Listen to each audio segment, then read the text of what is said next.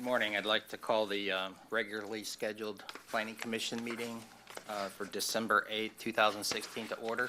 If you would, please rise for the Pledge of Allegiance. Allegiance to the flag of the United States of America and to the republic for which it stands, one nation, under God, indivisible, with liberty and justice for all. Okay.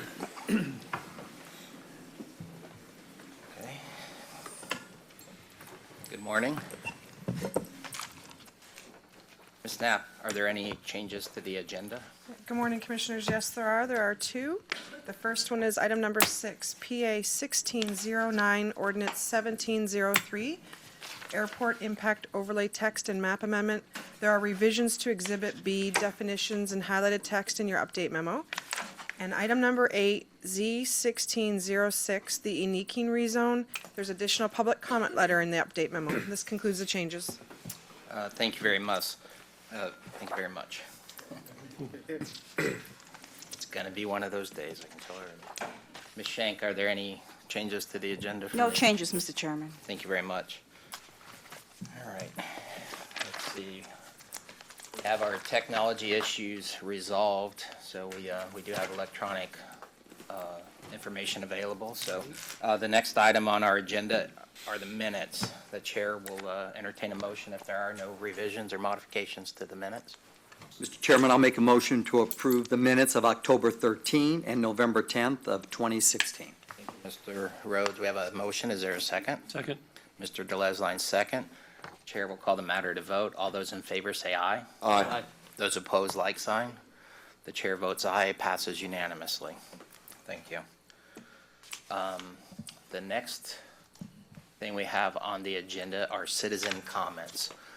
These are comments related to items that are not on the agenda. If there's an item on the agenda you wish to speak to at a later time, you'll have an opportunity. So again, these are items that are not on the agenda. Is there anybody has a desire to make a comment? Okay. Again, this is your opportunity to speak to items not on the agenda. Seeing nobody come forward, we're going to go to the next item. And that is advertised public hearings. I'm sorry, consent agenda, advertised public hearings. So the first item on the agenda is item number 2, PDI. Oh, I'm sorry. Okay. For some reason, the clerk wants to get everybody sworn in. Let you so. take a month off. Oh, missed one meeting, wow. So if you plan on speaking, providing testimony on any item that's going to be before the Planning Commission today, please rise and be sworn in. Do you swear or affirm that the factual statements and factual representations which you're about to present to this board will be accurate and truthful? Thank you very much. All right, they can edit that out and we'll just seamless. Can you make me early, too? For the record, Mr. Rutledge was late, but he's going to have to stay after the meeting. All right, so the next item is the consent agenda. That's item number 2. Ms. Knapp, could you please read that into the record? We actually have nothing on the consent agenda, but the first item on presentations upon request is item number 2. Okay. Item number 2, PDI 1607ZP, which is MSB Services Lena Road. This is a rezoning of approximately 3.5 acres of land on the west side of Lena Road, commonly known as 3204 Lena Road, from suburban agriculture to planned development industrial rezoning district. I'm in a preliminary site plan for a construction services establishment consisting of outdoor storage and 8,300 square feet of non-residential buildings. Okay, thank you. We've not made a distinction previously between consent and items upon request. Items upon request still have to be voted as a single item? Correct. Okay, all right. So I guess the question of the commission is there a desire to hear a presentation on this item? Okay. Any commissioners? Okay. We're still going to open this item up for public comment. Is there anybody in the audience who wishes to come forward and speak on item number 2? Oh, okay. This is public comment, not a presentation. If you wish to make a public comment. I'll withhold. Okay, thank you very much. All right, seeing nobody come forward, we're gonna close the public comment portion of this item and ask the commission, have there been any ex parte communications relative to this item? Okay, none to disclose, so thank you. All right, if there's no desire to hear any presentation and there's no questions from the planning commission, the chair will entertain a motion. Mr. Chair, Mr. Leslie.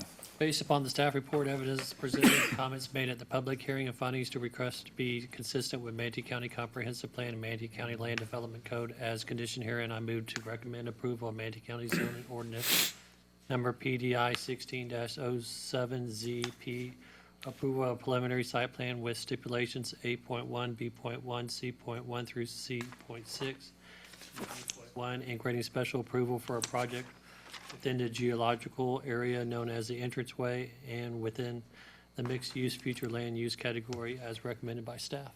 Okay, very good, thank you. We have a motion, is there a second? I'll second. Mr. Ron, second. The chair will call this matter to vote. All those in favor say aye. Aye.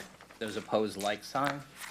The chair votes aye. This motion passes unanimously. Thank you. We're going to move on to item number 3. Item number 3, Ms. Knapp, could you please read that into the record?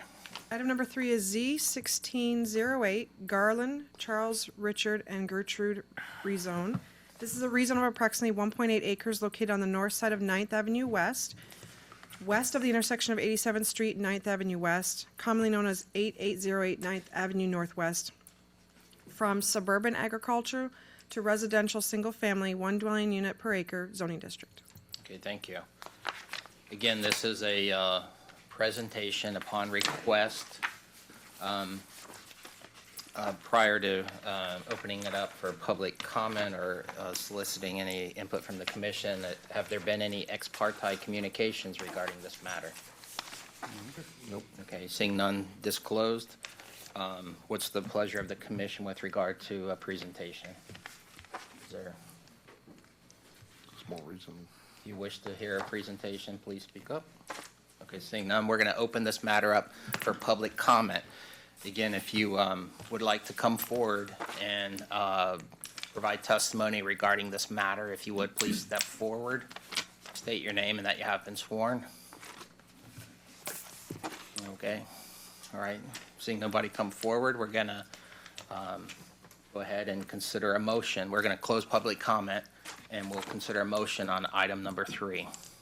Mr. Chairman, Mr. Rhodes. I'll make a motion based on the staff report, evidence presented, comments made at the public hearing, and finding the request to be consistent with the Manatee County Comprehensive Plan and the Manatee County Land Development Code. I move to recommend adoption of the Manatee County zoning ordinance numbers Z-16-08 as recommended by staff. Thank you. Thank you very much. We have a motion. Is there a second? Second. Mr. DeLesline, second. The chair will call this matter to vote. All those in favor say aye. Aye. Those opposed, like sign. The chair votes aye. This motion passes unanimously. Thank you. We're going to move on to item number 4. Ms. Knapp, could you please read that into the record? Item number 4 is PA 1604, Ordinance 1639, County Initiated Text Amendment for Large Projects. This is an amendment to the comprehensive plan providing for a text amendment to the future land use and traffic subelements to allow general development plans meeting a large project standards the option to request a certificate of level of service for concurrency and to amend department names. Okay, very good. Thank you. Again, have there been any discussions regarding ex parte communication? Well, this is a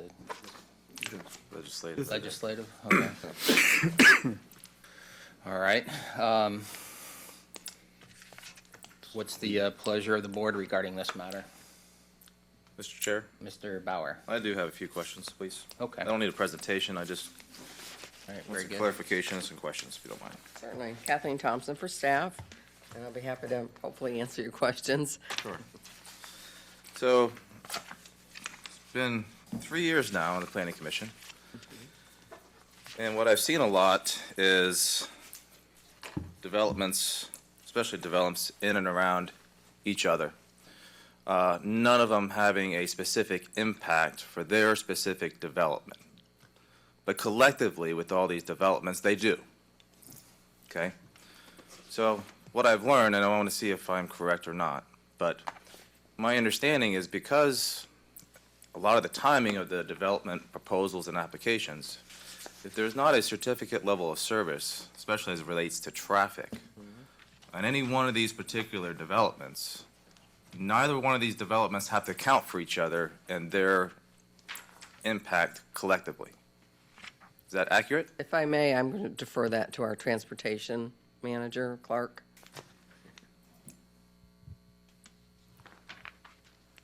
Good morning. For the record, Clark Davis, Transportation Planning Division Manager. When a traffic analysis is done, the development under consideration accounts for existing traffic, the cars that we can count on the road today. It accounts for traffic from approved but not yet built development that has a certificate of level of service compliance, so the reserve trips on the network.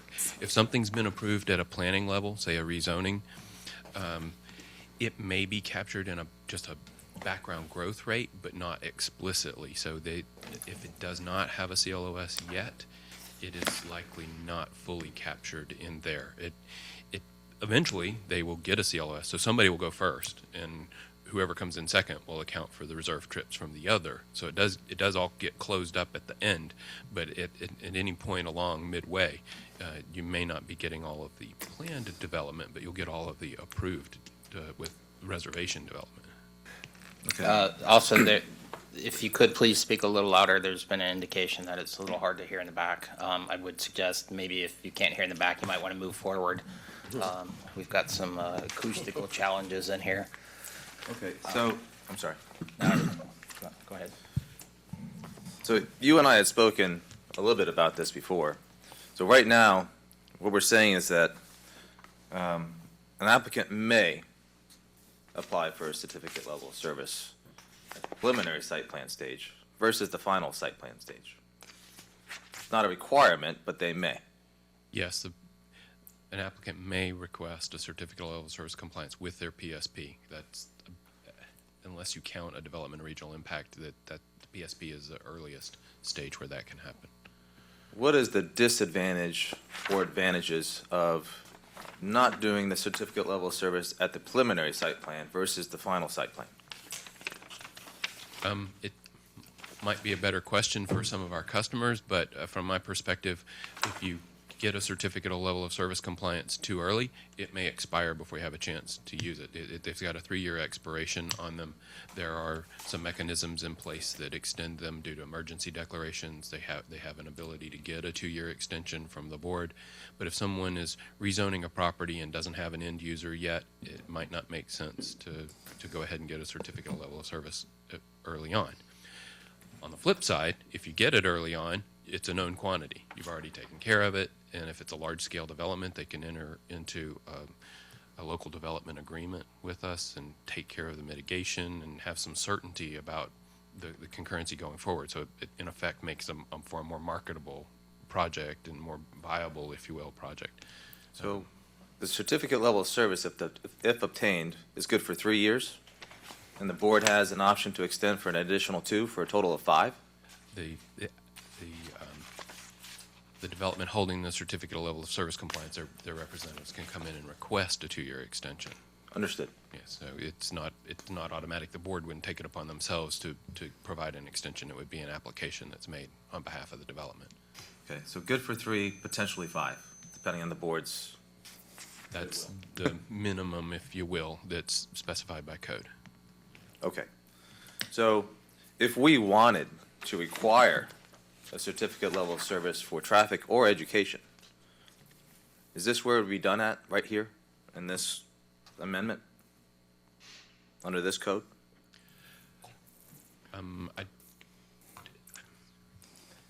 This would be part of the policy that we would need to review, because this group of policies in our land use element define the types of applications that are that have the ability to seek a level of service, certificate of level of service compliance, and the ones that are required to get it. And if I may add to that, Kathleen Thompson for staff, what you see before you today is strictly a large project, general development plan, which typically they cannot get a CLOS for. Today, we're asking that they have that option because the review, the DRI process has pretty much gone away. Right. So before this change, any large projects, which may have been 80% of the threshold for DRIs, had to go through a major review cycle, but couldn't get a CLOS. So it's kind of a replacement for the DRI.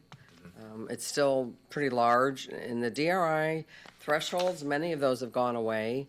So they're not going to be considered large, well, they'd be considered large projects if there's a DRI threshold. But like industrial no longer has a threshold. Mining, hotels, there's quite a list of projects that no longer have a DRI threshold. So they would just be a typical project. Which I think is great, by the way. Good. Okay. But I'm wondering if we should take it a step further. Not a may or shall versus you will. Obtain it at general. Yes, ma'am. That's where I'm going with this discussion. Okay, because they would get 3 years, and like Clark said, you can ask for 2 additional for the board, but then if you do a local developers agreement, you know, it's open. Can we get one point of clarification before we move forward? We're talking, this is a modification to the development rules. Most of the matters we hear typically are entitlement issues like rezones. When we do a rezone, many times we'll see a PSP or a GDP. Correct. That's part of that. That's not what we're talking about. We're talking about the application for development, not for entitlement, correct? Well, they would be entitled if they request a CLOS. Typically, the only one that could get a CLOS at general was a DRI. So now we're hoping that a general development plan to large project standards could request a CLOS. Today, they can't. At entitlement, I'm sorry? at entitlement, at rezone, at, No, it would be at general. yeah. It'd be up front. This plan type that would be subject to the finding would be a general development plan and meeting the large project application criteria. May I, if I can just throw in one thing, and the attorney can tell me if we're not allowed to use this as an example, but the general development plan, Lakewood Ranch Boulevard, State Road 64, correct? We saw that recently, where we approved this large project. And one of my concerns was, as they piecemeal the different applicants that come in, depending on how it's done, and as history has shown, those different applicants along that big development plan likely won't have to account for each other. So individually, they don't have an impact, but collectively, they have a huge impact. So, and part of that, based off my understanding and research, and I could be wrong, I'm trying to educate myself here, and us too, is that if we implement a certificate level of service requirement at the beginning versus the end, all these different applicants within a bit, certain group will have to start taking account for each other and actually paying their fair share of the traffic impact. And I believe Mr. Clark kind of explained that it eventually catches up, accounting for all those approvals. And, sorry, I'll have to defer to Clark again to explain it. The thought that we could start requiring a certificate of level of service compliance with each general development plan on a long enough timeline creates the same issue. It just moves the point where that it occurs. But the stop, if you will, for everybody is at final site plan. So as every project crosses that boundary into more or less certainty, because their final site plan is consistent with their construction plans and their plats, that's when they get a certificate of level of service compliance. Nobody goes past that point without one. So as each one transitions to that stage, they account for all the ones that went before them. By moving it to GDP, that would just become the new gate for that kind of determination. It would move it up to general development plan, but at a time when there's much less certainty about what's going to happen on the property. So we might not be accounting for all the trips, or might be accounting for too many. We may hold them for a very long time and stop other development that's more viable from going forward. So there are pros and cons to doing it. Neither one is necessarily right or wrong. This is a policy matter. It's just about how you want to manage a limited resource, a finite resource, which is your road capacity in this case. Understood. And again, all projects have to account for trips. I guess if there may be some size limitation, but essentially speaking, all projects must account for their trips, and the stopgap is the final site plan. They can't get construction plan approval without getting their concurrency. At the time of final site plan, they're accounting for their own trips, anything that's on the road already, and anybody else that's reserved in the system has also gotten through at least the final site plan Okay. process. All right, Mr. Rutledge. Yeah, and I appreciate very much what the Commissioner's saying, because you ultimately get to the end and there's a lot of traffic there. But I think one of the underlying goals of this, and it's always been the DRI process, is to look at a much broader picture. In other words, you want to take the snapshot as it might be imagined, not as we see it today, because all these things are in this progression of how things change, right? So one of the things, you want to have good urban planning. You want to have good planning, and that doesn't mean you know everything today. And I think to take some of the big parcels we're seeing in the parish area, like I see that northeast corridor areas is kind of open field, and people are trying to figure it out. We don't know today what it'll look like, because certainly we didn't know what we have here today, how it would look. And so I think there's an urban planning thing. So if you try and say how much traffic and have to identify that, you get into kind of pigeonholing that. You then have warrants or rights for that traffic count. And then what happened in areas where in South Florida they did this, they end up bartering those off. It gets out of the hands of the county, so that when they really say, oh, I've got a hotel I want to add here, or a big department store, or a box store, then it gets out of the government's control and goes into private sectors who've gone for their process, got those warrant rights, and they start trading them off balance sheet. And it kind of forces you to take as much density as you can, get as much parking as you can, you hoard those up, and you see if you're going to use those. And so as a planning method, it doesn't give you a clean sheet of paper to work from.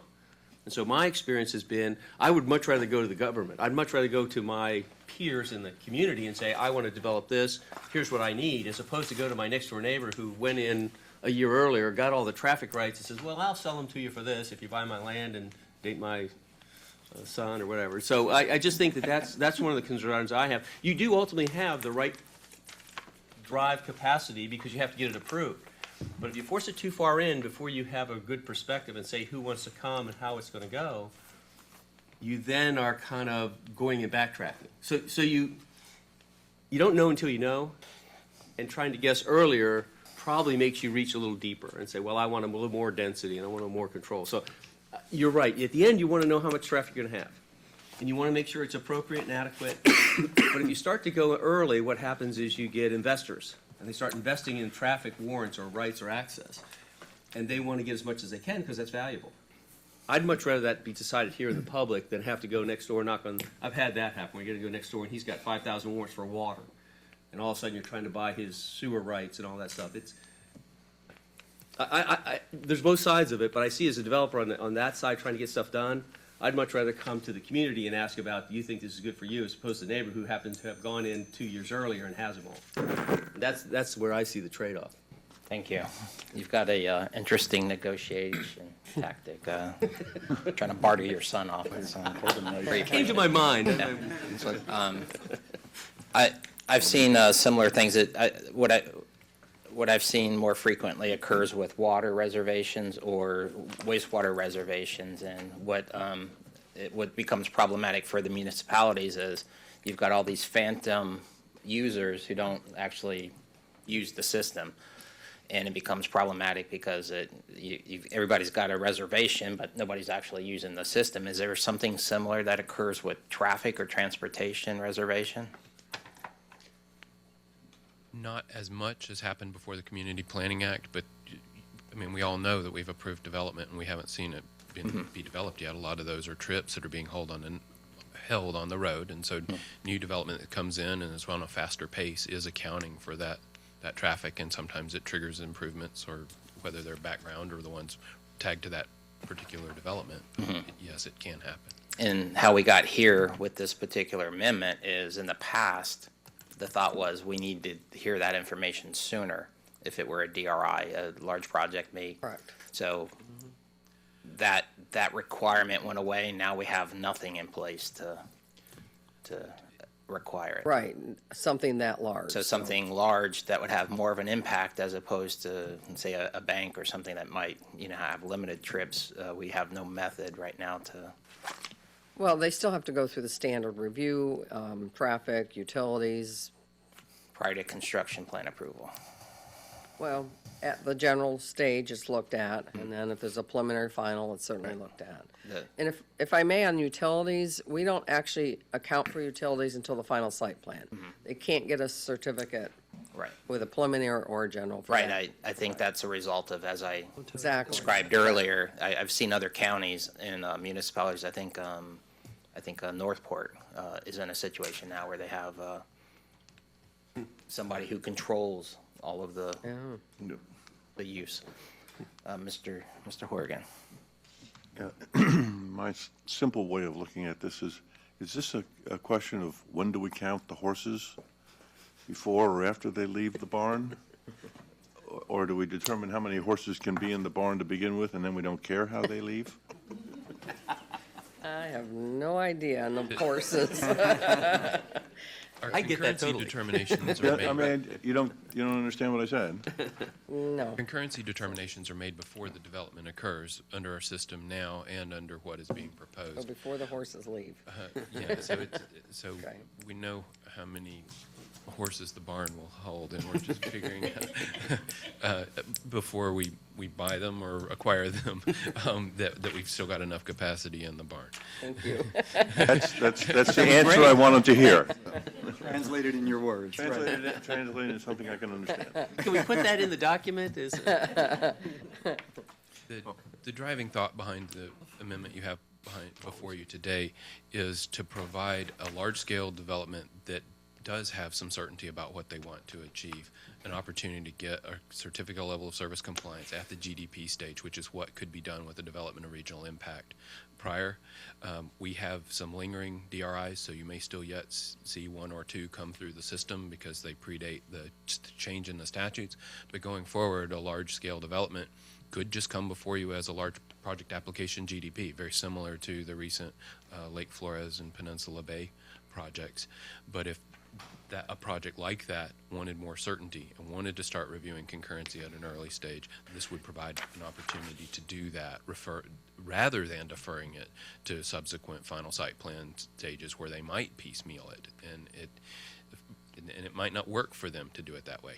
Again, to have the certainty of transportation capacity and what the mitigation costs are going to be up front, and a longer timeline to complete the project under those terms, it might be something they would want to explore, much as the developments of regional impact have done in the past. Mr. Davis, if a project comes in with a GDP, there's a wide variety of uses. So are we going to pick the maximum number of trips generated from the maximum use?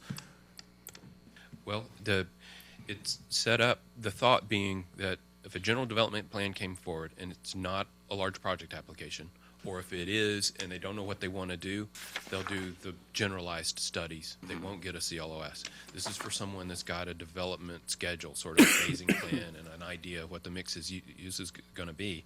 And what they study will be more or less what they get locked into going forward. And so to amend it, they would have to, if they can't work out a suitable land use exchange for trip equivalency, they would need to come in and redo their analysis and refresh things. So they would have to know what their development schedule is going to be to be able to pull this off, basically. Right. The reason I was asking is the level of detail in a GDP isn't such that if you presented it in a public forum, that it's going to be obvious what the use might be. It'll be a variety or maybe a range of uses. It's not to the level of detail that may lock in actual uses. The applicant may have an idea of what they're going to do, but the GDP is, I've seen GDPs come through that showed nothing more than existing features and access points for connections. And maybe some of that we can fine tune when, if the amendment passes to, within the code, because the thought was we would get something that's comparable to what we call MAP H for a development of regional impact. It's their concept plan for it, and which still can be a bubble plan to an extent, but it does show, major internal roadways and connection points and the rough arrangement of land uses, and there's a schedule of the development that's expected to occur, dwelling units by type and the intensities of the non-residential development and so forth. I think the developer needs to be that organized to be able to seek a CLOS at GDP stage. If they're not ready, then they should defer that for then and save it for a later step. Okay. You had mentioned a trade-off matrix. I don't know exactly how you described it, but you'd have a use where you could substitute throughout the GDP. Wouldn't that cause an applicant to more likely try to reserve as much capacity as possible than if they didn't have a well-formed plan of development? Over-reserving capacity has a cost too, because your offsite mitigation is often proportional to the number of trips you generate, so that's a balancing act for Right. them. But I could see scenarios where they err on the high side. I mean, they've done that traditionally with developments of regional impact. Right, okay, all right, thank you. Mr. Chair, I just wanted to note that although there's reference here to educational facilities, they're not changing when you get a CLOS for educational facilities. On page 95, they're just saying that the CLOS for educational facilities shall be valid for a maximum of 5 years. This extended, that is new. But they're saying drinking water, educational facilities, and sanitary sewer components of concurrency will be reserved according to policy 2412. And then we look up 2412, that requires you to do it later in the process. So they're not saying you can get a CLOS for educational facilities at GDP level, correct, Catherine? Correct.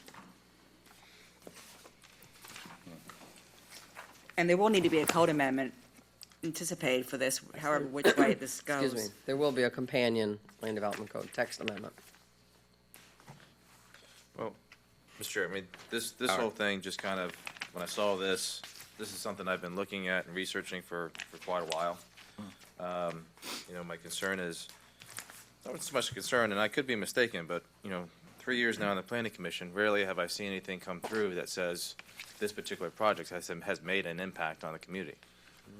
While we know that we've had a ton of growth in the last 3 years, period. So maybe I'm mistaken, I don't recall how many times I've seen a project we get approved that says, yes, this project had an impact on the community and it's responsible for X, Y, Z. I could be mistaken, but. Well, you will see stipulations for that particular project to mitigate any impact that they have. I'm not sure how far out it would go, but it would depend on what they're proposing. So, Clark, I don't know if you had anything else. Thank you for humoring me this morning. All right, thank you. Okay, are there any other questions for staff? Okay, thank you, Kathleen. Thank you. We're going to open this up for public comment. If there's anybody in the audience who wishes to come forward and speak on this matter, please step forward. Anyone at all? Okay, seeing no one come forward, we're going to close the public comment portion of the hearing, and we're going to open this matter up for discussion or deliberation amongst the commission. I'd just like to say one thing. I traditionally, and I don't think I've wavered too much, I put a lot of stock in what the staff and the support members of the team provide to us. And when I see this, I can see both sides. Maybe that's terrible, but I see the comment about let's make sure we know what we have our hands around. But you have these uncertainties, and so you've got to kind of collect those. And so I look at this, and I've been through the DRI process. That's why I have gray hair now. That's why I got out of development. But I do think that there is some management we have to provide because it's prudent for communities to say, well, here's what we want. And so when I look at all this, and I may be uncertain as to whether it's perfect, in other words, does it do everything? But when I see you send it to us and you recommend we approve it, I'm hard pressed to come up with that I'm smarter than you, although I'm not allowed to say that anymore. But I do think that it's important for me to understand that you guys have done a lot of work. I'm sure Mr. Davis has spent time reviewing this and analyzing it in depth, and I have a lot of confidence in that. So you're going to find my support most of the times for what you all present because of that. So I just want to give you a compliment and a shout out and say thanks. And again, maybe imperfect, but if you think it's going to be helpful to what we want to accomplish, I'm okay with it. Okay, thank you, Mr. Rutledge. Are there any other comments or discussion? And I think the people that have capital at risk, they're going to try to have as much flexibility as they can guarantee, which we're trying to limit that to some degree, but I think it's going to be a balance between risk and exposure of investment and then reward. And I think the applicant has to make that decision. I think if we make a requirement that something occur at a specific point, acknowledging it will occur prior to the completion of that project, I think give them a little bit of flexibility. There are many, many projects that are entitled that never move forward. So again, it's typically a financial decision. And roadways cost a lot of money. So. Any other comments, questions, deliberation? All right, the chair will call this matter to vote. Those in favor? I'm sorry, yeah. Did we have a motion? Not yet. Let's go back and vote on the this one.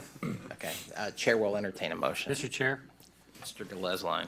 based upon the evidence presented, comments made at the public hearing, the technical support documents, finding the request to be consistent with the Community Planning Act as codified in applicable portions of Chapter 163, Part 2, Florida Statutes and Manatee County Comprehensive Plan. I move to recommend transmittal of the plan amendment PA 1604 as recommended by staff. Thank you, Mr. DeLesline. We have a motion. Is there a second? I'll second. Mr. Ron, second. Now the chair will call this matter to vote. Those in favor, say aye. Aye. Those opposed, like sign. Chair votes aye, and motion carries unanimously. Thank you. Thank you very much. All right. So we're going to move on to item number 5, the county-initiated text amendment for educational facilities. Ms. Knapp, could you please read that item into the record? Item number 5 is the last item on presentations upon request. It's PA 1605, Ordinance 1641, County-Initiated Text Amendment Educational Facilities. And this is an amendment to the comprehensive plan providing for a text amendment to the future land use element and public schools facility element to clarify what future land use designation public schools are allowed to be located within. Thank you, Ms. Knapp. So, this is a legislative matter, no? Yes. Yes, legislative matter, so. Again, this is a presentation upon request. Is there any information the commission wishes to hear on this matter? One question, Mr. Chair. Mr. Bauer, yes, please. Promise, just one question on this one. Kathleen Thompson for Promises. staff, yes. All right, so I'm just curious, what was the idea and what is the point of considering, public schools may be considered a potential use in a conservation future land use category at our discretion? There is an interlocal agreement between the counties, cities, and school board, and that's straight from the interlocal agreement, that they're allowed in every land use except heavy industrial conservation preservation. But they could go in those land uses at the county's discretion, working with the school board and some, I don't know if it's some kind of an agreement that they'll come to allow it in conservation. It's certainly not the most favored, but it does allow it in conservation through some processes with the city, with the school board and the county. But those three are mentioned that is allowed in. In a local agreement, that's where it's mentioned, so it sounds like maybe we're trying to tie up loose ends. Exactly. I mean, some of our future land uses don't list public schools, so that's what this is, a correction to be consistent with the interlocal. Okay. That's it. Good to go? Okay. All right. Any additional questions or clarifications needed from staff? Okay, all right, very good. Thank you, Kathleen. We're going to open this item up for public comment. Is there anybody in the audience who wishes to come forward and make a comment on this item? If you would, please step forward. Okay. Seeing no one, we're going to close public comment, and the chair will entertain a motion. Mr. Chairman, Mr. Rhodes. I'll make a recommendation for item number 5.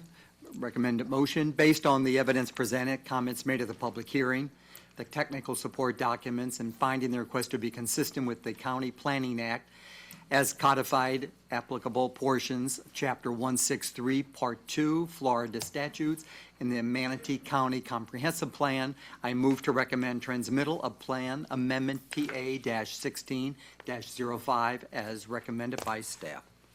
Thank you, Mr. Rhodes. We have a motion. Is there a second? Second. Mr. Corrigan, second.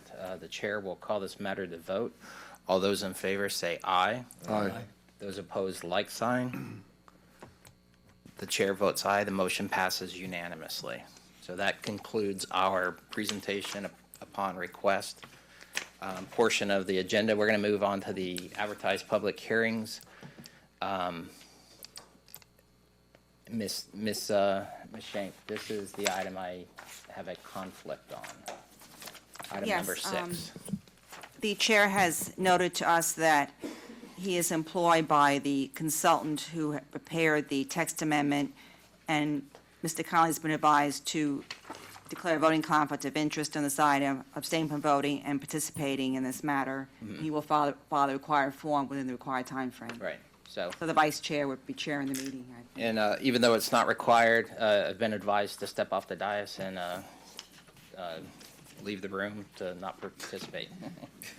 Or at least, And if we don't call you back, at least not show my face. So at this point, I'm going to turn over the chairmanship of the Planning Commission to Mr. Rhodes, and I'll make my exit. Thank you.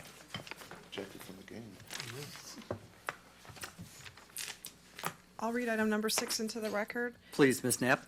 PA 1609, ordinance 1703, airport impact overlay text and map amendment.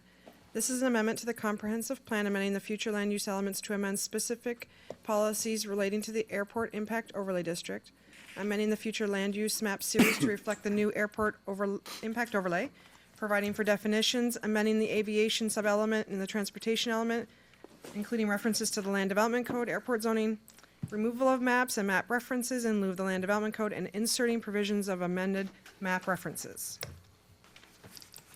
Thank morning. you. And this is a legislative item. Yes, We'll sir. have a staff presentation. Ms. Barrett? Yes, sir. This is, as you said, a legislative item. This also is a county-initiated text and map amendment, as Ms. Knapp stated, to the aviation sub-element, the future land use element, and the definitions element of the comprehensive plan. These amendments are a result of changes that have been made at the state level, specifically to the Florida statutes, Chapter 333, which deal with airport zoning regulations. All jurisdictions that have airports within their boundaries are required to update the airport zoning regulations, which are included in our comprehensive plan, and then eventually you will see amendments to our land development code. And these amendments are required to be updated by July of 2017. We hired Kimley Horn, Kelly Klepper Consultants, which is here, and he will do a presentation.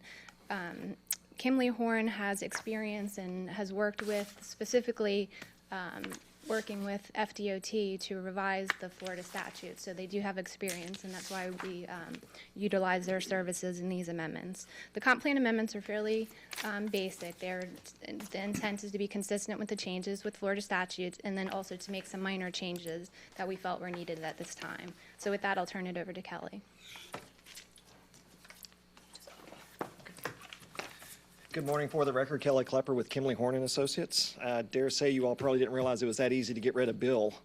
If it was that They easy to use get rid of him. replacement, is that the deal? Exactly. If you'd have known that, you probably hired me sooner. If it was only that easy at the office as well, but unfortunately not. Appreciate the opportunity to be here. As a Manatee County resident, it's always great to actually be able to do work in the community that you live in. And this is something that is near and dear to my heart as well, especially dealing with the aviation components. As Lisa said, this is a two-part component that we're going through as part of this process, something that DOT started actually over about 3 to 4 years ago in trying to update the land use standards in and around airports. It doesn't only relate just to airports like Sarasota International, but it also relates to your smaller airports, Thompson Airfield, as well as Airport Manatee. So basically any general aviation or a public use airport, even though there may be some private functions, fall under these statutes. So this is the first of two parts. We have to do the update to the comprehensive plan. We'll transmit that hopefully in January to the state for review under the comprehensive plan review procedures. And then we'll be following that up with the land development code and the zoning code components for the specific amendments. So you'll actually get to see two bites of the apple at this one specific topic. So what we're going to be talking about today are, why are we proposing the amendments to the county's comp plan? A brief overview about FDOT aviation and the land use planning process. What's included in these specific amendments, and then also just kind of setting the stage for our next series of reviews. As Lisa said, the state actually adopted amendments to Chapter 333, which deals with airport zoning. That was actually adopted in this last legislative session. They actually had to go through and rectify because they adopted two competing bills. Took them a little bit of time, finally got all of that resolved at the end of the summer, and came up with a series of policies, statutes that now everybody has to comply with. So that becomes the new 333 standard. And you'll hear us talk about 333 versus 77 throughout some of these components. The easiest way to keep it in mind is the 333 are the state standards. That's the ones that we specifically have to address at this level. But there's also what's called Part 77, which is actually based on the federal statutes. So there's some interplay between those two standards that we have to try to bring together and make kind of fit within your current comprehensive plan. So as always, when we start looking at what's going on from a comprehensive plan standpoint, we have to start identifying what's in there right now. We looked at the code, we started seeing that there were some inconsistencies, so then we sat down with staff and with Lisa and basically said, hey, we've realized that there's some things that we need to be able to clean up in your current comp plan in order to move forward and make this consistent. And as she said, we have to do all of this by July 1st of 2017. So as Lisa said, you have airport controls and land use components not only within your definitional section. There's a series of definitions that explain what an airport is, what a runway, the different types of surfaces that are in and around an airport. Very technical, and a lot of times people will just start to glaze over. Don't worry, that's what it's there for. I always like to joke about that part. But you also have controls within your future land use and then within your sub-element from the aviation component of your transportation element. All of those items had to be reviewed and updated to reflect new standards, new references to 333, as well as subsections of that, as well as some new mapping that's come out not only from Manatee County, but also from Sarasota International Airport. All of it has to get rolled into this process. So what are the two primary areas that are covered under your comprehensive plan that are based off of 333 and Part 77? Simplest way to say it is noise and land use. What's going on in and around the airport or the airports themselves? What are the height of those structures at certain points? It's not just those land uses, those properties that are immediately adjacent to the airport. It also goes out certain radius, certain distances. It goes off the ends of the runways for certain distances and what we call the sloping surfaces. So there's a lot of things that are going on here. The big thing to note on this specific slide is in addition to the fact that DOT requires you to update it, they don't say, okay, thou shalt have this standard. They just look for the checkbox and say that you do have the standard. But the most important part of this is there is a required interlocal agreement between Manatee County and Sarasota International Airport that's actually going to be coming as part of the Land Development Code components. Now, I will tell you that everything that we've been kind of looking at and reviewing has been in conjunction with and association with Mr. Piccolo, the airport staff, as well as Dan Bailey, the board, the Sarasota Airport Authority attorney. So this has been a hand-in-hand process all the way through because of the significant impact that it's going to cause on them. And I will tell you that the airport is going to be doing something very similar with City of Sarasota as well as Sarasota County. So what are the map amendment components? Right now, your comprehensive plan has a series of maps that we've actually recommended be moved from the comp plan to the Land Development Code and the zoning code. Specifically, you have what's called airport surfaces maps. And there's a couple of things that we've kind of identified from this perspective in the fact that these maps are more regulatory in nature. They're more of a code component. They really should not be in your comprehensive plan. A couple of challenges that typically come about or could come about if they're retained in your comp plan is if there's something that does happen within one of those areas, it could trigger a comp plan amendment as well. So you start getting, you really should not be having regulatory components within your comprehensive plan. It's more of a policy-based. So that's the reason we recommended that those specific maps be moved. At the same time, there's a lot of updates based on the definitions and the standards that went along with it. There's also an update to the airport impact overlay, and we'll show that in just a moment, as well as what's called a noise exposure map. Sometimes we generally refer to that as an NEM. It's basically the airport and the noise contours that are generated from that. So the maps that we're asking that recommending be amended and moved to the Land Development Code are the three that you see on your screen here. They're again Manatee, Airport Manatee, Thompson, as well as SRQ. Those maps would come out, go into the subsequent Land Development Code. Map 5A, the noise exposure map, this is actually based on aircraft noise generated at certain intervals and certain levels. You'll see that there is a significant difference between the two maps. These are actual analysis that are prepared by the airport, submitted to the FAA, and actually become part of your local codes. The biggest thing that you'll see is that, from 1993, which is your graphic on the left, to 1998, the last time the noise model was actually updated, there's actually a significant reduction in the areas that are covered as part of an overall impact. Part of that is due to variations in traffic patterns, but mostly due to the efficiencies in aircraft, in high bypass engines, things that are a little bit less noise associated with the airplanes itself. So you start seeing that those noise contours get modified. Within those noise contours that you'll see within the subsequent code, there's certain set of regulations that apply to educational facilities, residential, and things of that nature. So when the airport actually modified their noise model, this should have been updated at that time as well. So we're trying to play a little bit of catch up here. And then how that gets translated into your comprehensive plan, into your future land use map series. Map on the left is what's currently adopted right now. The map on the right is the map that we would be looking at as far as an overall adoption. It's the same basic map that you just saw, but what we did is actually overlay those noise contours to show where they fall within the individual properties adjacent to the airport itself. There again, a reduction in those areas in and around the airport. The text. So there's always the text that goes with it. It's not just the pretty maps. So there's a series of definitions, and actually we have about 10 definitions that are being recommended for amendment as part of this process. And then you start getting into the specific policies, both within the future land use as well as the aviation sub-element. Have about 20 to 25 individual policies that are being updated as part of this. Some of it is as simple as references to the state statutes, clarification on review agencies, but some of it's starting to get into referencing the new maps and the new standards itself. So again, there's about 20 to 25 policies that are going to be updated and will form the legal basis for the zoning code amendments moving forward. So what are you going to see probably in the next couple of months? We're hoping in early spring at the latest to be back before you. Significant updates to Chapter 4, Section 4012, the Airport Impact Overlay District. And actually what we're talking about doing is trying to break some of those components out. Right now, everything's kind of jumbled together under one set of standards. We're trying to break that out based off of if it's a noise or a land use component versus a structural height component. And also at the same time, what we've been doing is working with the GIS staff to actually be able to update the the county's GIS so that you can click on parcels and see a lot of this information as a cross-reference.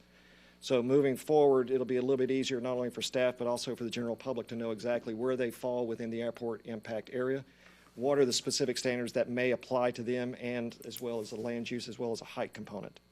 So there again, we are hoping that those will be back before you, like I said, early spring at the latest. And I know there's a lot of information that we try to squeeze into a short time frame, but we'll be happy to answer any questions you have at this point. Any questions from board members? I have one. Yes. Would you describe this as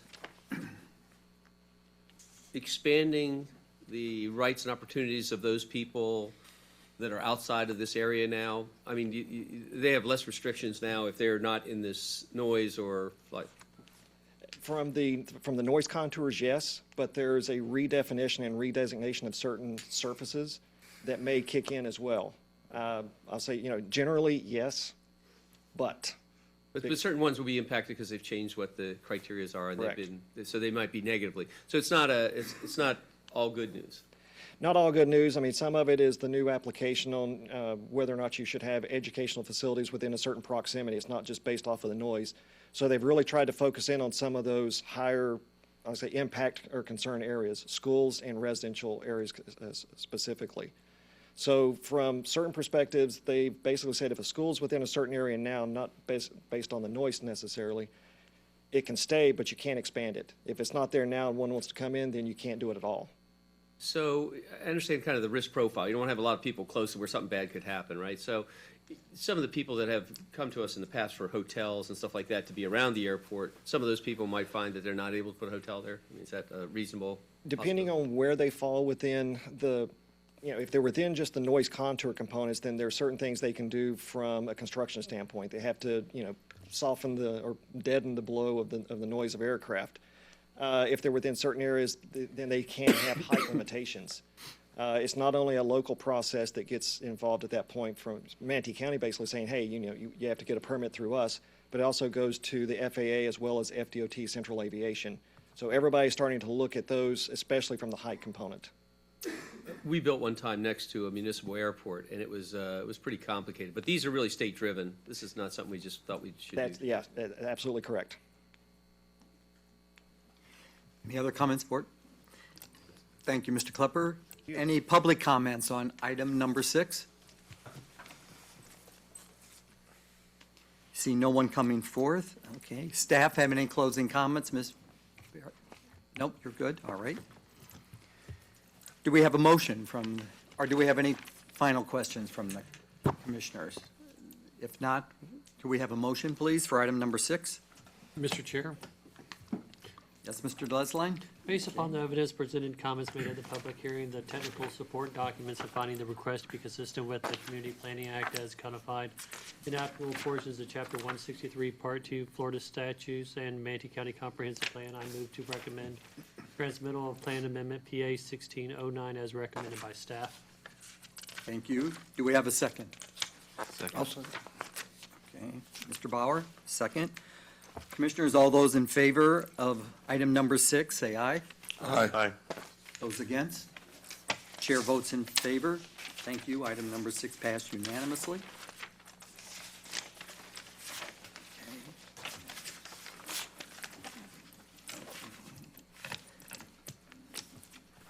Get Mr. Connolly here for item number 7.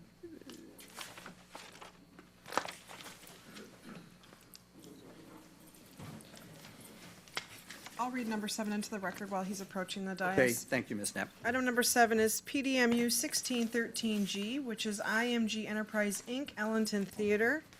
This is a general development plan for a medium-intensity recreational use in the form of a movie theater and associated commercial uses, totaling approximately 56,000 square feet of non-residential uses on approximately 7 acres of land, located at the northwest corner of 60 Avenue East and Factory Shops Boulevard. Approving a schedule of uses as voluntarily profited by the applicant and attached as Exhibit B. Thank you, Ms. Knapp. Are there any ex parte communications to disclose on this? Yes, Mr. Rutledge. I have an association with this presentation. I'm going to excuse myself. Copying me?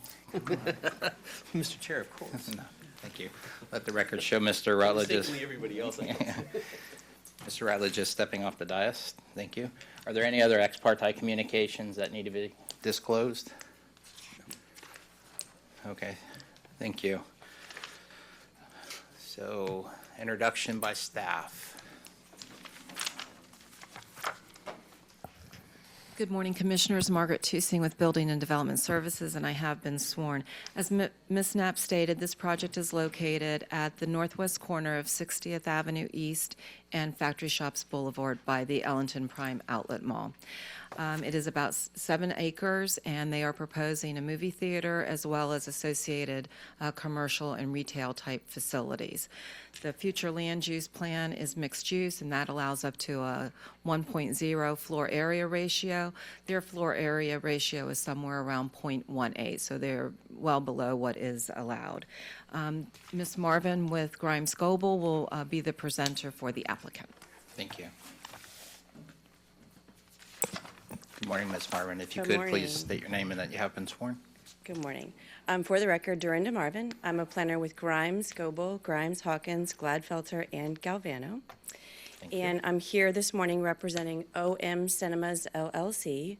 I have with me Mr. Pranav Thacker. Also on our team is Mr. Caleb Grimes, attorney for the matter, Mr. Matt Morris, who is our civil engineer, and Mr. Rutledge, who is a consultant to this land purchaser. Margaret gave you some highlights about location. I'd like to give you a little more information about the project. As she explained, it is at the northwest corner of 60th Avenue East and Factory Shops Boulevard. And that is, as you know, in northern Manatee County at the northeast quadrant of Interstate 75 and US 301. The property is not only in a mixed-use future land use category, it is already zoned planned development mixed use. So this is one of those properties that we see sometimes that has proper zoning, but it has no general development plan, no established use. And so in order to utilize this property, the applicant has to come forward and request that use and bring a general development plan. It has long been planned, as you can imagine, in this corridor for a commercial use, for mixed uses. This area is developed with a variety of retail, restaurants. There are even several hotels in this area. There is some limited residential development that is located to the northeast. And we had a lot of interesting discussion this morning that leads into one of the things we want to talk about. We have a general development plan this morning, and you don't often see those for small projects. And that general development plan does not offer, because it's not appropriate to offer, a significant amount of detail. What I will share with you is why Mr. Thacker has brought forward a general development plan. Came to see us in the spring of this year, and he had put this property under contract. Wanted to know, could he build a movie theater there? I said, well, it's properly zoned. You have the right zoning. It allows that use, but you have to ask to be able to use it. So the way that we have to do that is to bring a plan forward. Mr. Thacker was in a position where he's purchasing this property in this calendar year. And moving forward, frankly, through the system with a set of engineered plans to be ready really wasn't possible from a time sense. We began talking to the county in late spring, early summer, and made this application in August. We won't finish this process until after the first of the year. Mr. Thacker has actually already had to purchase the property. So a general development plan, as Mr. Connerly talked about this morning, balancing your risk.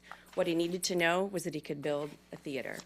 Mr. Thacker is part of a family that independently owns movie theaters, so this is not Regal or AMC or one of those majors that you see sometimes. And his family operates over 80 screens in 3 different states. So we're very excited to bring to this area of the county an independent movie theater. So as I said on general development plan, we don't see generally a lot of detail.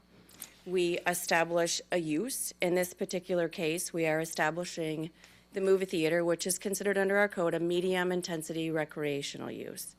We look at other uses available for the site. You'll see that there's some inline retail in front of the theater, and there are 2 out parcels. Users for those out parcels are not known at this time. So the way that we deal with that is, you heard Ms. Knapp say that we have a schedule of uses. So attached to our ordinance is a schedule of uses from the Land Development Code. And what we do is we go through with the staff and we eliminate certain uses that may not be appropriate here. For example, in this case, we eliminated residential uses. We eliminated industrial uses. But what we allow for the future is a development of a variety of retail, so that when someone comes in to lease that space, we know we have that allowable use. So those things have all been considered. The other thing that we look at on general development plans are sort of the general parameters. We look at the boundaries of the site. We look at appropriate buffers that might be required, setbacks, building height, those dimensional issues. The other thing the staff has the ability to do, and when we're in this, this discretionary stage of the plan approval, is that they can look at what stipulations might be appropriate. So you see a list of conditions that the various review members believe are necessary for this site to move forward in development. And the applicant is in agreement with all of those conditions. We also show access points. You will notice that on the plan, there's an access point shown to 60th Avenue, and there's an access point to the private internal roadway, which is known as Factory Shops Boulevard, or sometimes as 25th Street East. And this property had some rights with it that they have access to that private road. Now, the exact locations and the type of those driveways will be determined at a later stage. While we've had significant discussion during the review with the Transportation Department, with a general development plan, there is no traffic review. This is one of those anomalies where we have zoning, we have a plan, there's no traffic impact statement, there's no concurrency review that's permitted at this stage. And so when that comes in at probably a preliminary final combined, we will provide that traffic information. At that time, the department will look at those driveways, determine whether they can be right in, right out, left out, based on volume of traffic that is expected. The adjacent properties, I said, are primarily developed with non-residential uses. There are some limited residential uses to the northeast, which is separated by 60th Avenue and also by, we call it Government Hammock. It's a major drainage facility in this portion of the county. To the north of the property, the land is vacant. It is zoned plan development mixed use.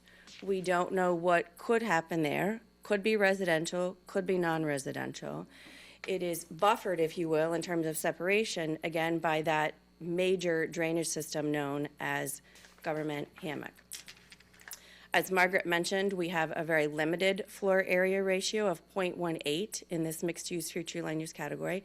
That is really primarily a function of the parking that you need to provide for retail. It's very difficult to do a high floor area ratio in commercial development unless you're in an urban setting. In plan development mixed use, we don't necessarily have parameters for setbacks and for building height. We have to look to those single use categories. So in this instance, we look to the plan development commercial. One of the things early on that Ms. Tusing pointed out and we discussed was that plan development commercial has no maximum building height. And there was a question, because this is a theater, what will that height be? What will that look like? And so we have agreed and have stipulated to a maximum building height of 45 feet in this instance. There are no specific approvals being requested. What that means is that our application meets all standards of the Land Development Code. We have not asked for any changes. What that also means is that going forward in the administrative stage, that anything that is presented to the staff must meet the Land Development Code. So I have other team members here with me if you have more detailed questions about the site, or I'm happy to answer any questions for you. Thank you, Mr. Chairman. Thank you, Ms. Marvin. I do have a question. The property to the north, is that part of the same plan development, or was it a separate zoning? Well, Mr. Chairman, as I said, this was all zone plan development mixed use without a site plan. And so there is no joint plan of development, and it's not, a portion of it is under the same ownership. Okay. Okay, all right, thank you. Any additional questions for Ms. Marvin? No? No? Thank you very much, thank you. Okay. Ms. Tusing, if you would, please. Good morning again, Margaret Tusing. Ms. Marvin went over pretty well all of the issues that are important to point out, and I think based on some of our discussions this morning, I think the general development plan idea and that there is no concurrency proposed was important to bring up, as well as, you know, they are not asking for any specific approvals. Oftentimes we see that, but they will be required to meet all of the land development code. I'll briefly go through my presentation. Again, this is for the Ellington Theater. This is the location, as Dorinda said, at the northeast quadrant of I-75 and 301. There is commercial developments of all types and some limited housing developments. Whoops, wrong direction.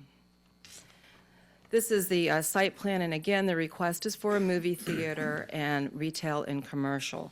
The movie theater is approximately 34,000 square feet, and the retail commercial component is around 22,000 square feet, or 23,000 square feet. And as Dorinda had mentioned, it is proposing, we do have a schedule of uses that will be the framework for how they go about making application for preliminary site plan and final site plan on the project. The setbacks that are proposed meet the minimum requirements. On 60th Avenue, it will be 30 feet. On Factory Shop Boulevard is 35, and then there's two side setbacks because you have two fronts and two sides, and that will be 15 feet on the north and 15 feet on the west.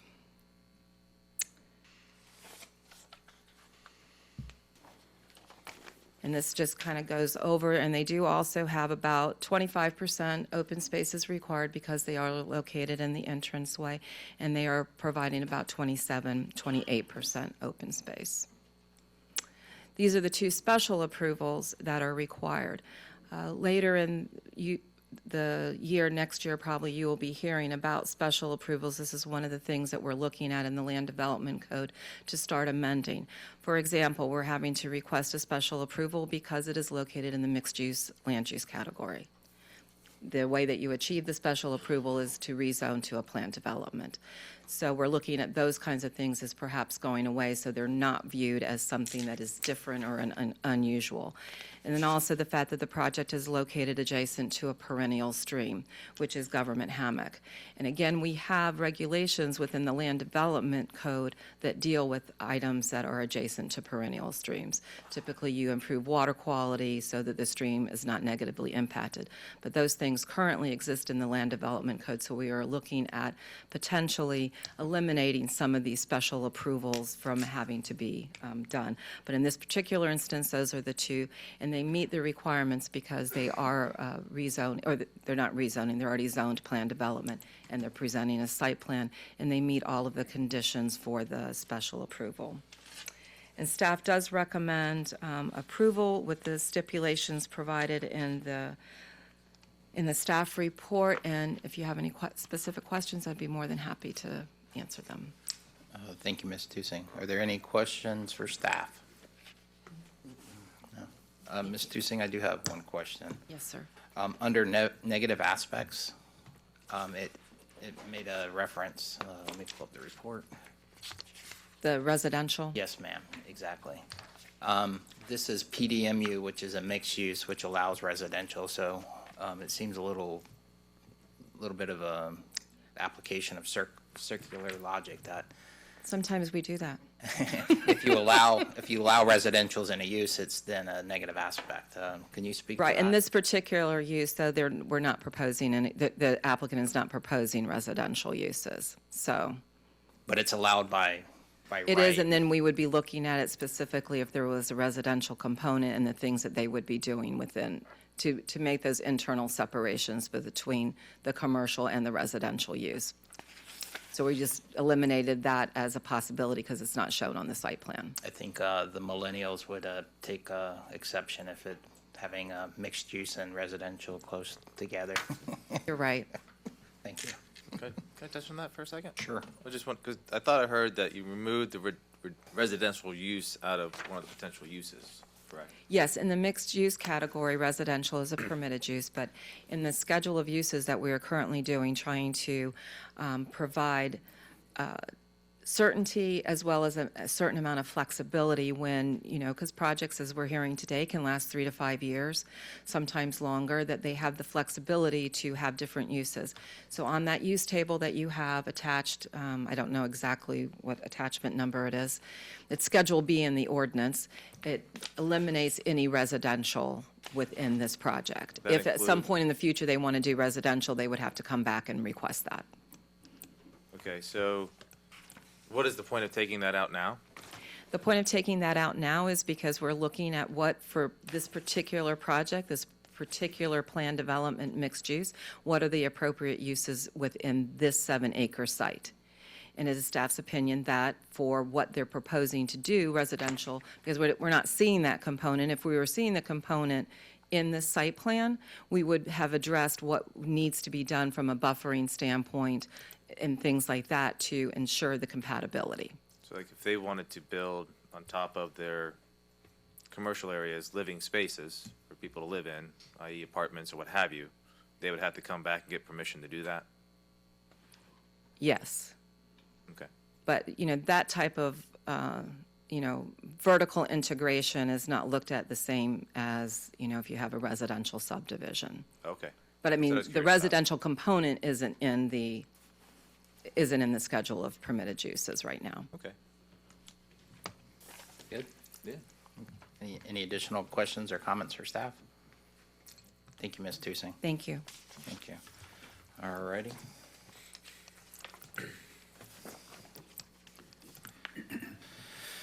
All right, we're going to move to the public comment portion of the hearing. I have one speaker card. Mickey Seagraves, if you could please step forward, state your name and that you have been sworn, and you'll have 3 minutes to make a statement or comment. Mickey Seagraves, I have been sworn in. Thank you and good morning. And appreciate the conversation you had on item number 4 about the aggregate transportation. That's the main thing that I was really looking into, is the impact into the area. If you're familiar with the 301 60th Avenue intersection with the outlet malls and everything, it has become a challenge, and adding new construction, new visitors and everything to the area and it's probably a little preliminary, because I'm sure they're going to address that in the development plan itself. But that is a major concern. And when you go back to the item 4, you're talking about, with the developments on Mendoza, it has nothing to do with the theater project, but all the developments on Mendoza, there's an aggregate impact, particularly in that intersection, because that is one of the major thoroughfares getting onto the interstate. That's all I wanted to say. Thank you. Thank you, sir. Are there any additional questions or comments? If you would, yes, please step up. This is open to the public. Anybody who wishes to speak has the right. But if you would, please state your name and that you have been sworn. Yes, I have been sworn. My name is Andy Branco. I also live in the area. Okay, one of the things I want to point out to you is exactly what Mr. Seagrave said. We can't get in and out of that intersection at 25th Avenue, which is you call Factory Shops Boulevard, and 60th Avenue East now. Okay, we are not against movie theaters. The problem is that the infrastructure can't sustain it. When you have the Willow Walk and Willow Hammock project going up, as he indicated on Mendoza Road, there is 3 ways out to 301 for the residents in that area. 60th Avenue East, Ellington Gillette Road, or Mendoza Road, which goes all the way west to Ellington Gillette, and Victory Road. If you try to get out at any of those intersections during the course of a normal day, other than midday, you have a traffic jam that's unbelievable. They also propose an entrance to that particular area off of 60th Avenue. That's a one-lane highway each way. And according to the map, it's 300 feet from the center of the intersection of 25th Avenue East. That puts it before Bougainvillea. They have to make a left-hand turn off of 60th Avenue, which means all the traffic is going to stop until whoever's going to make the left gets in. The people coming out of that area, which are where the two commercial buildings are, they're going to come out onto there. I don't know how many people are going to work in those buildings, but there's also access to the back end of the project there, which is where the theater is. So people are going to use that way to get out. They're going to have to come out on 60th Avenue. There is a Mendoza Road is one lane each direction, east and west. 60th Avenue East is one lane each direction from 25th to Mendoza Road. It's two lanes from that point to 301, which is approximately, I guess, the quarter of a mile at best. Part of the problem is traffic, regulation, timing of lights, etc. They favor the people coming in off of 301. So you wind up sitting through about a 90 to a 2-minute traffic light there. Our argument is that, once again, and is not limited housing back off of Mendoza Road. There are several projects there. You got Colony Cove, you got North Ridge, North River, you got Cover Bridge Estates, you got Oakley Hammock. Yeah, and there's Oakley Place, then you've got also Tuscany, which is, I guess my time's up. But anyway, like I said, we are not against movie theaters. The problem is the infrastructure in the area cannot handle the volume of traffic, especially since 753 homes are being built off of Mendoza Road, and there's no impact. I've been trying to find out what was the impact to the area traffic-wise after they approved the Wing House and Dunkin' Donuts and Chili's. All that clogs the whole area up, so that's where we are. I believe the next hearing is the 6th of January. Staff has the hearing for the VOCC.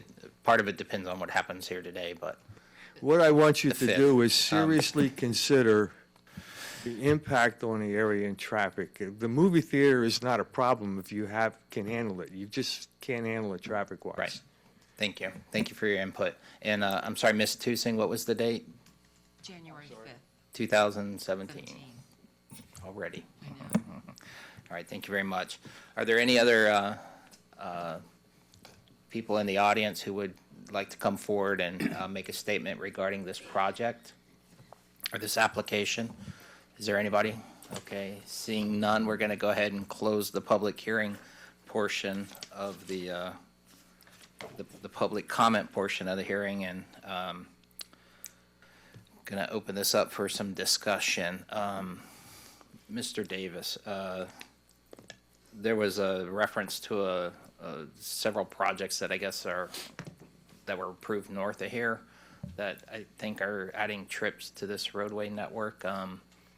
Between that and we talked a little bit earlier about, I think you mentioned background traffic in your previous discussion on item number 4. There's existing uses, development that's there, and there's new development coming online, and an application for additional trips with the movie theater. Has the county had an opportunity to maybe look at this traffic network and identified impacts from the permitted communities, which I know you've done, and then seeing how this is going to impact it to identify any potential improvements? Thank you. Clark Davis, Transportation Planning Division Manager, and I have been sworn. There are multiple parts to this. For this particular plan. It's rezoned already. And when we see a GDP without rezoning, which we don't see too often, but from time to time, they don't have traffic analysis review because there's no, in theory, net increase in the potential traffic impacts. They're usually fine-tuning what the allowed uses are, but not exceeding what was previously approved in terms of maximum. So this particular project will be subject to further review at the time it comes in for site plan. And at that time, we will require detailed analysis.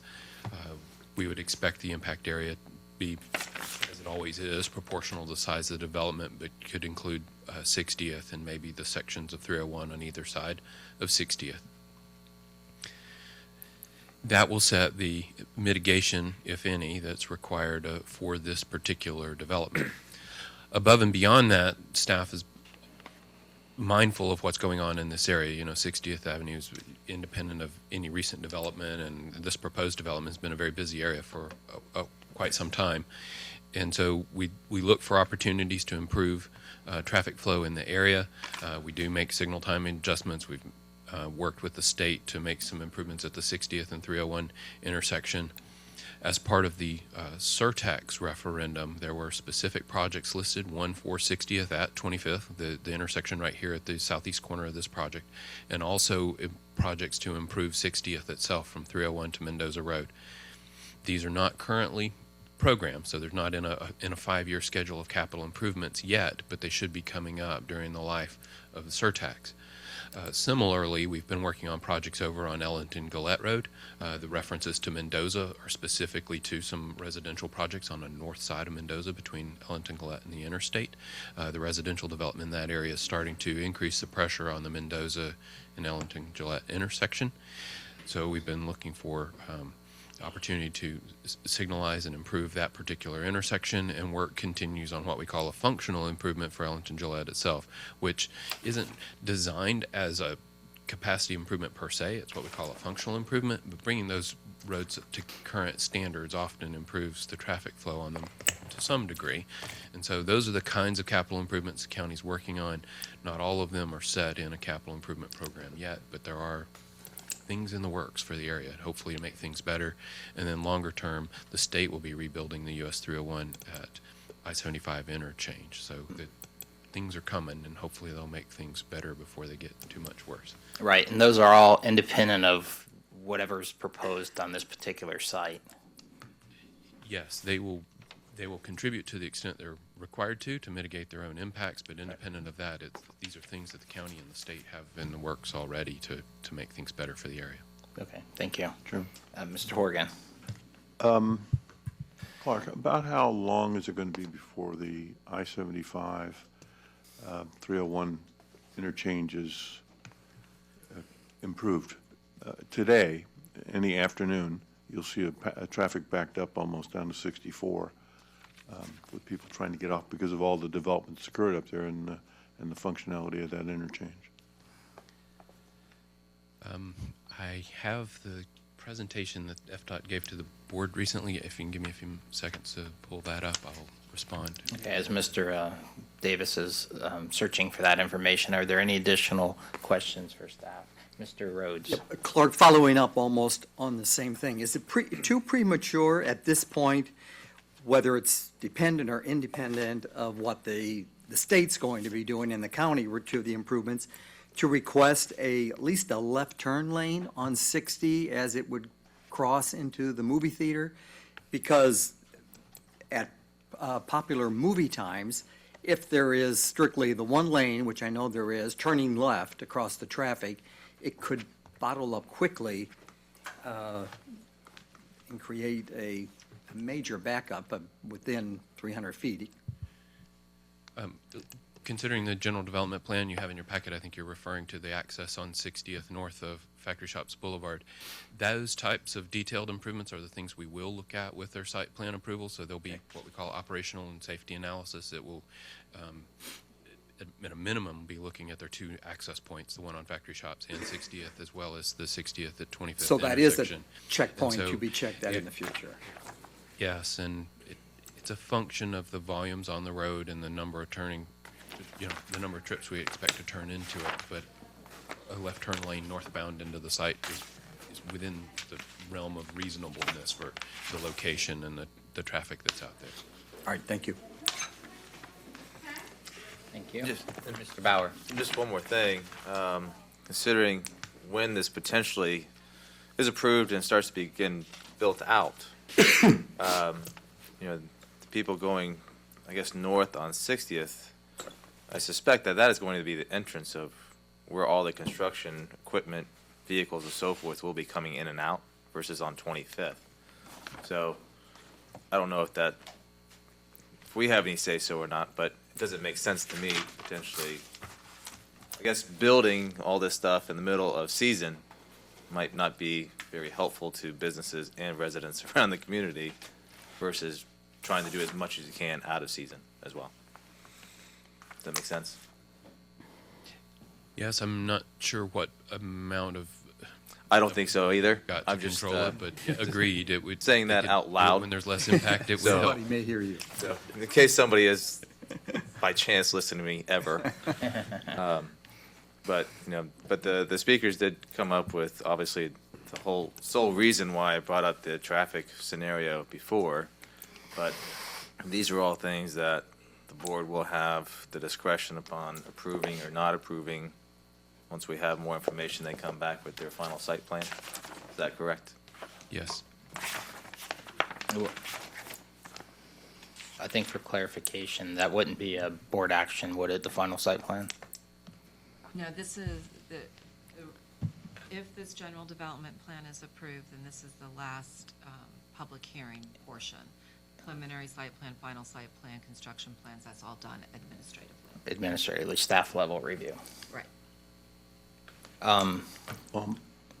Mr. Horgan? While Clark is getting that other information for me, I look back on the 3 years that I've been on this commission, probably the biggest mistake we made was the Lockwood Ridge State Road 70 intersection for Aldi. And I would hope that, we don't, in the process, as staff goes forward, we don't end up with one of those impossible to go east on State Road 70 unless you make an illegal turn at the intersection. But that would be my only comment, that as going forward, that we look at those kinds of issues from a staff perspective. I'll have to wait for Mr. Davis to. All right, and Mr. Davis, as you're looking to distract you further, some additional questions.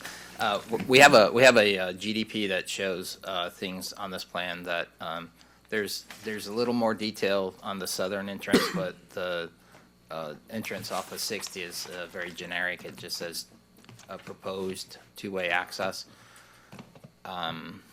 The future review is going to be based on good engineering practices, current code, so it may be a full access, it may be something that's a little more limited, a directional type of access, but that'll be done through an engineering analysis. Is that correct? Just because we have a note on a development concept plan doesn't mean that it's a right that's granted.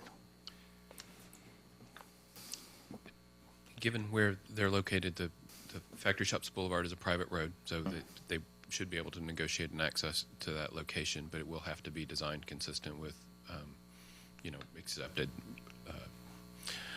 practices and current standards. On the one on 60th is connecting to a county thoroughfare and will be conducted to county standards and under our access criteria and so forth. So I believe Ms. Marvin said that those were their, based on some of their preliminary discussions where those access points would be, but they were subject to further revision as they develop their final site plan. Point being, they're not set in stone. They're still to be designed and accepted by county through the review process. Correct? Yes. Thank you. Sure. Mr. Bauer.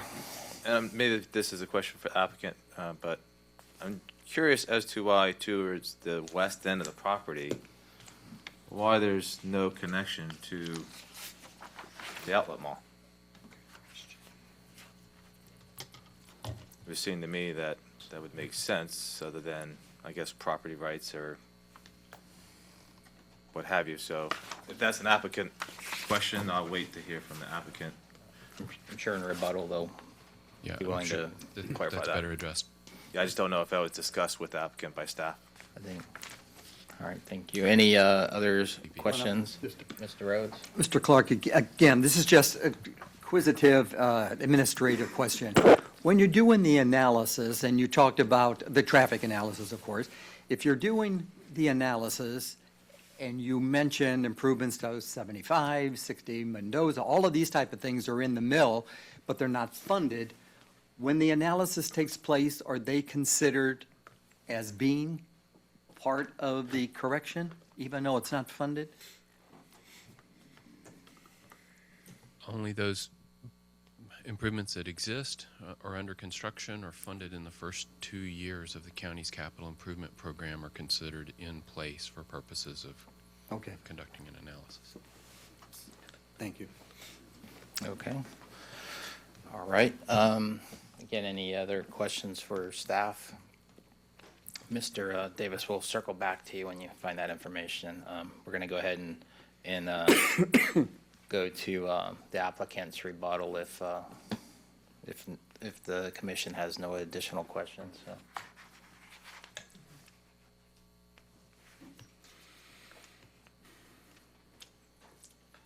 Thank you, Mr. Chairman, and for the record, Dorinda Marvin. Just wanted to confirm for the Planning Commission to follow up on the conversation with Clark's staff, with traffic operations. Because we have to show access points, that's one of the things you have to do on a GDP, we had to put something on there. And there was a lot of discussion about what will those be. The problem is there's no empirical data at this point on which to base exactly where we should put it. Should it be full? Should it be left? Should it be right in, right out? And so we have agreed, and I mean, in email, so someone will bring it back to us later if we ever tried to say, we get that two-way. We have agreed that we understand those are subject to review at the appropriate time. And Mr. Grimes is going to speak to Mr. Bauer's question about the adjacent property owner. Thank you. Mr. Grimes, if you would, please. Hi, Caleb Grimes, I have been sworn. Thank you. It was a good question about the connection, the inner neighborhood type connection. I guess we don't use that in commercial, but that's what I think of it as. We are in discussions with the representative of the mall about that, and of course, both have to decide. I mean, we think it makes sense. They have to decide that it's good for them as well. And so we're in discussion with that, and you know, I mean, you can't force it, but we're gonna try to see if we can work something out on that. Not a done deal, so you can't show it there on the. Pardon? It's not a done deal, so you can't show it before. That's right. But because it's between two private individuals, a connection like that, I don't think that it would be a problem to put on there. But it's we're working with our neighbors, and we will work with them on they're involved with already on the design of the access onto their private road, and there's actually an agreement on that with them, so on working together to do it. All right. Yep. Thank you, sir. Thank you. Any other questions for the applicant? Seeing none. Ms. Tusing, you had a piece of information. I just want to point out that the cross-access was discussed with the applicant, which is one of the reasons why they're looking at doing it. And we also included a stipulation to show those easements if and when they're negotiated, by the two private property owners. But, staff has looked at that, and it would be a much better option to have this access point through the mall area, currently. So you can exit and go, because there's multiple ways to come and go through this if you can get through the mall traffic or parking lot. Okay, thank you. All right, any questions, comments, follow-ups? Okay, seeing none. Mr. Davis, any success? Limited. The FDOT presented updates on several of their active projects to the board in November. And at the time, they were talking about the progression of the interchange projects. You know, the University Parkway is underway now. The next one they plan to do is State Road 64, and that's in fiscal 17, so that would be their current fiscal year. The next one after that is State Road 70 in fiscal 18. Their draft tentative work program has right-of-way funded for US 301 in fiscal 19, so it'll be sometime after that, but it's basically the fourth of the four main interchanges that they're working on in the county. They don't show construction funding in their work program. I can't prove it looking at their presentation they gave to the board, but my recollection is that they were trying to pull it in to a 5-year window, if you will, to get it completed. So Okay. coming, but I don't have a definitive answer on the date. So the good news is we'll be under construction on the interstate for the next decade. If you drive the interstate, Somewhere, you'll be right? driving through at least one, if not two, interchanges under construction for a while. And I believe they're also headed south, Fruitville and Bee Ridge also, so. And maybe Clark, so. All right, thank you very much. So we're going to close the hearing and open this up for deliberation, or the chair will consider a motion. I'll make a motion, Mr. Chairman. Mr. Rhodes. On item number 7, recommended motion based on the staff report, evidence presented, comments made at the public hearing, and finding the request to be consistent with the Manatee County Comprehensive Plan and the Manatee County Land Development Code as conditioned herein, I move to recommend adoption of the Manatee County zoning ordinance PDMU-16-13, para G, approval of the general development plan with stipulation 1 through 13, granting specific approvals for a project located within the MU-FLUC, policy number 2.2, 1.21.4, and for a project located adjacent to a perennial stream, government hammock, policy number 3221, as recommended by staff. Thank you, Mr. Rhodes. We have a motion. Is there a second? Second. Mr. Bauer, second. Any discussion or deliberation? Okay, seeing none, I would like to note that there's in the maps that the staff provided, there's a liquor store very nearby, and I think with the traffic, that might be appropriate to drive people to drink. Can't drink and drive. No. And I think everybody realizes that this is a traffic issue, but the applicant meets the rules and regulations, so I'll call the matter to vote. All those in favor say aye. Aye. All those opposed? Chair votes aye. Motion passes unanimously. Thank you. All right. Thank you. All right. We're going to move on to the last item. Mr. Rowe, could you let Mr. Okay. All right. I'm sorry. Mr. Horgan requested that we take a quick break, so we're going to take a 5-minute break. It's can't see. There's a glare on the clock. We'll reconvene at 10 till. So.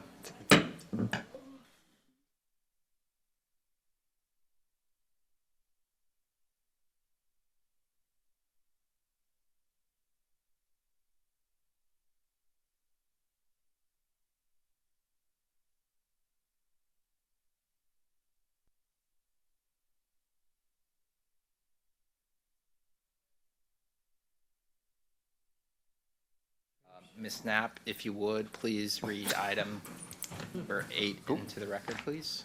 Item number 8, Z1606, a Neking rezone. This is a rezone of approximately 12 3/4 acres located on the east side of Bay Shore Road and the north side of 77th Avenue East, from suburban agricultural to heavy manufacturer zoning district. Thank you. Have there been any ex parte communications relevant to this application? No, sir. Okay, thank you. All right, Mr. Rowe, if you could, please introduce this project. Good morning, Commissioners. My name is Brandon Rowe. I'm a case planner assigned to the project. I've been sworn, and I'm with Building and Development Services. As Mrs. Knapp explained, this is a straight rezone to go from A1, which is suburban agriculture, to HM, which is heavy manufacturing. The project is a Euclidean zoning or straight rezone, so there's no site plan that's been associated with this request. So that's why you don't see a plan in front of you. At this time, I'm going to go ahead and let Mr. Schmidt come forward and give the applicant's presentation. Afterwards, I'll provide a staff presentation. Thank you. Mr. Schmidt, if you would, please. Thank you, Brandon. Good morning, Chairman, Commissioners. For the record, my name is Bob Schmidt with Land Planning Associates, and I have been sworn. I have a very brief presentation because there is no site plan to show you, but I do want to just touch on the criteria and so forth. And so with that, I will go ahead and put up a map. The location of this property, this is out of the staff report. I'll put the zoning map up first. Subject property is right here in the blue, and it is abutting I-275 on the north and Bay Shore Road on the west. The address is 7800 Bay Shore Road. It's about 12.71 acres, currently zoned A1. When we got into the potential uses of the property, the current zoning in A1, in being that the property is located in the entranceway and having a future land use of industrial heavy, there's no other potential for this property. We can't put residential uses on this property. So we obviously looked at what's consistent with the IH future land use category, and this proximity to the port is not that far. There is a lack of heavy manufacturing zoning in Manatee County, at least in our estimation. And so we're here today to ask for a straight rezone to HM. The property is consistent with the IH future, the zoning would be consistent with the IH future land use category. And again, the limitation on development really puts us in a position where we kind of have to ask for HM. We do not have a user. The property is being marketed, but we don't know who's going to come along. All we do know is that nobody will buy it with A1 zoning on it. So the obvious solution to this, in our estimation, was to ask for the zoning that's consistent with the future land use designation. And that's this map here. You can see the parcel outlined again in blue. We have heavy manufacturing to our south with IH future land use essentially surrounding us with the limitations of the interstate on the north. The user to the south is a heavy manufacturing user with heavy manufacturing zoning. So with that being said, I will say that I read the staff report, and as a certified planner, I concur with the findings in the staff report and ask for your approval. Did I say something wrong? No. And if you have any questions, I'll be happy to answer. Thank you. Are there any questions for the applicant? Sure.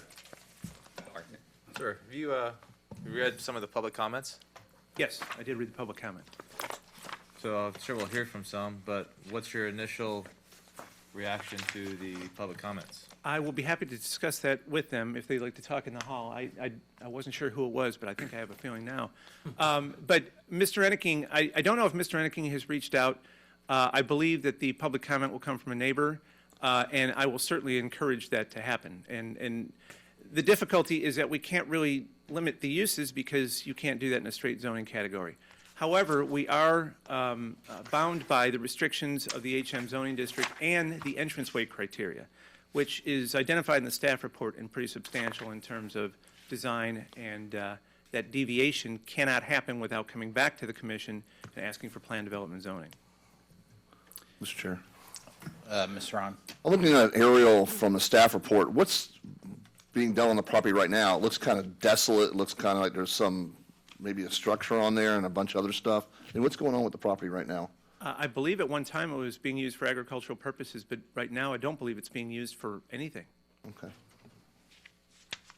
Thank you. So it's, you're asking, you're A1, and you're asking for HM. To the south, am I reading the right map right? To the south is HM? Yes, here's the zoning map. This area here is in the HM. Directly to the south of 77th is all zoned HM. But directly to your west is A1. To the west is A1 with a future land use designation along Bay Shore of IL. And I'll put that up for us. And you are currently A1. That's correct. With a future land use of? IH, industrial heavy. Educate me, what's the difference between HM and IH? IH is the future land use designation of the comp plan, which is industrial heavy, and HM is the zoning that fits in that category, heavy manufacturing. So as I'm looking at this map, on the property directly to the right of it, it's IL. Is that current, or is that proposed IL right there on this current map? This map here is the future land use map from the comprehensive plan. That's why I kind of can transpose these. So what you have to the east or to the right, Mr. Rhodes, that is also IH. So let's pull that off, and then you've got IL here on the west side of Bayshore. When you Okay. pull that off, this reveals the current zonings. And so what you see here is the HM zoning is limited to the parcel to the south, and then I believe that's Southern Ag that is in Rabonia here that fronts on Bayshore that is also industrial or heavy manufacturing HM zoning. These areas here and here qualify for HM zoning. They still have I or A1 at this time. Okay. So if they wanted to rezone, they would find themselves in the same position that this applicant has, that. Absolutely correct. So that's I'm sorry, go ahead. So that's the direction this whole area is going as far as if they want to rezone. That's correct. Mr. Bauer? Is there an easy way to describe the difference between industrial heavy and heavy manufacturing? They're essentially, the HM zoning fits inside the IH future land use designation. In terms of uses. Well, in terms of uses, the difference between light manufacturing and heavy manufacturing, was that what you're asking, or? Well, it has a future land use of industrial heavy. correct? In the staff report, the IH future land use category, there's a list of range of potential uses, and it's heavy manufacturers. I mean, typically those are ones that are port associated or heavier than you can do in light. Light manufacturing is typically warehousing and more of the research and development type of things. Heavy allows more intense industrial uses. So that could be welding, steel manufacturing, fabrication, those kind of things, as opposed to what we would consider like a clean assembly type thing, right? That's correct. Is that reasonable? That's a good analogy, yes. It is? Yes. They are all surprised. Every day. Thank you. Thank you. Are there any additional questions for the applicant? Get to keep those, don't you? Can I ask one other question? Sure. You said, kind of offhandedly, that there's not much of this available in the county. Is there an inventory of this kind of product? Does the Economic Council have an inventory of how much this stuff is available for prospective? Most of the heavy manufacturing, and a good source for that is to look at the county's future land use map, the overall future land use map. But most of the heavy manufacturing is associated with the port. There's some down the 15th Street East corridor down by the airport. And then there's little pockets here, Tropicana, places like that. But for the most part, most of the industrial stuff that you see down in Whitfield Industrial Park and Saunders Road and those areas, Parkland, Parkland might have a mix, but most of it's light manufacturing. There's much more of an inventory of light than there is heavy. Okay, any additional questions, comments? Okay, thank you. Thank you. Thank you, Mr. Schmidt. All right, Mr. Rowe, if you would, please.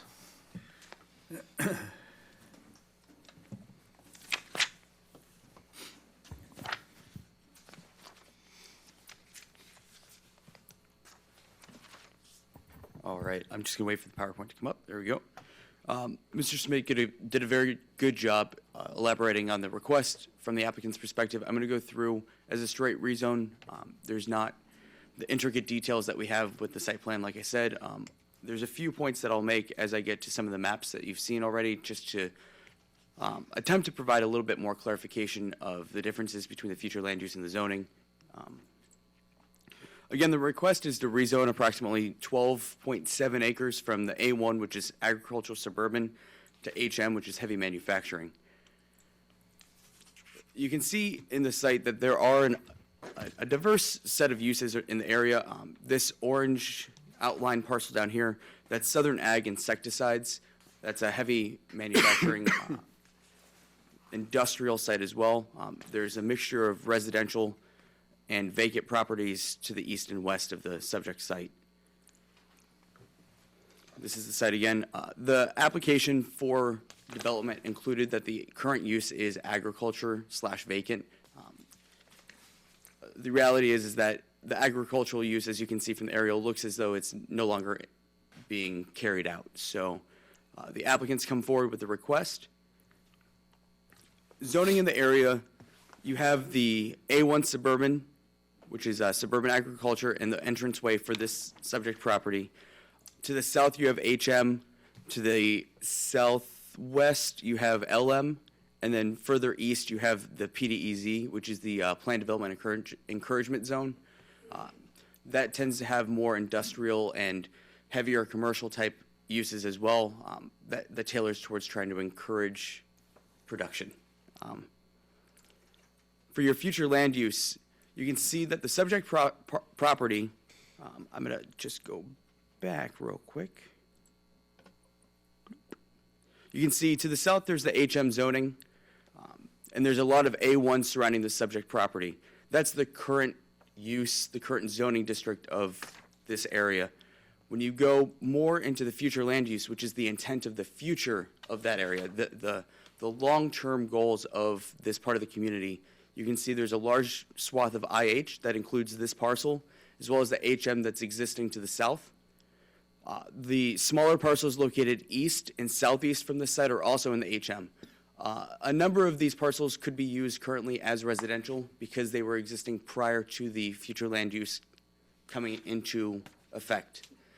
These uses are, for a lack of a better term, grandfathered in.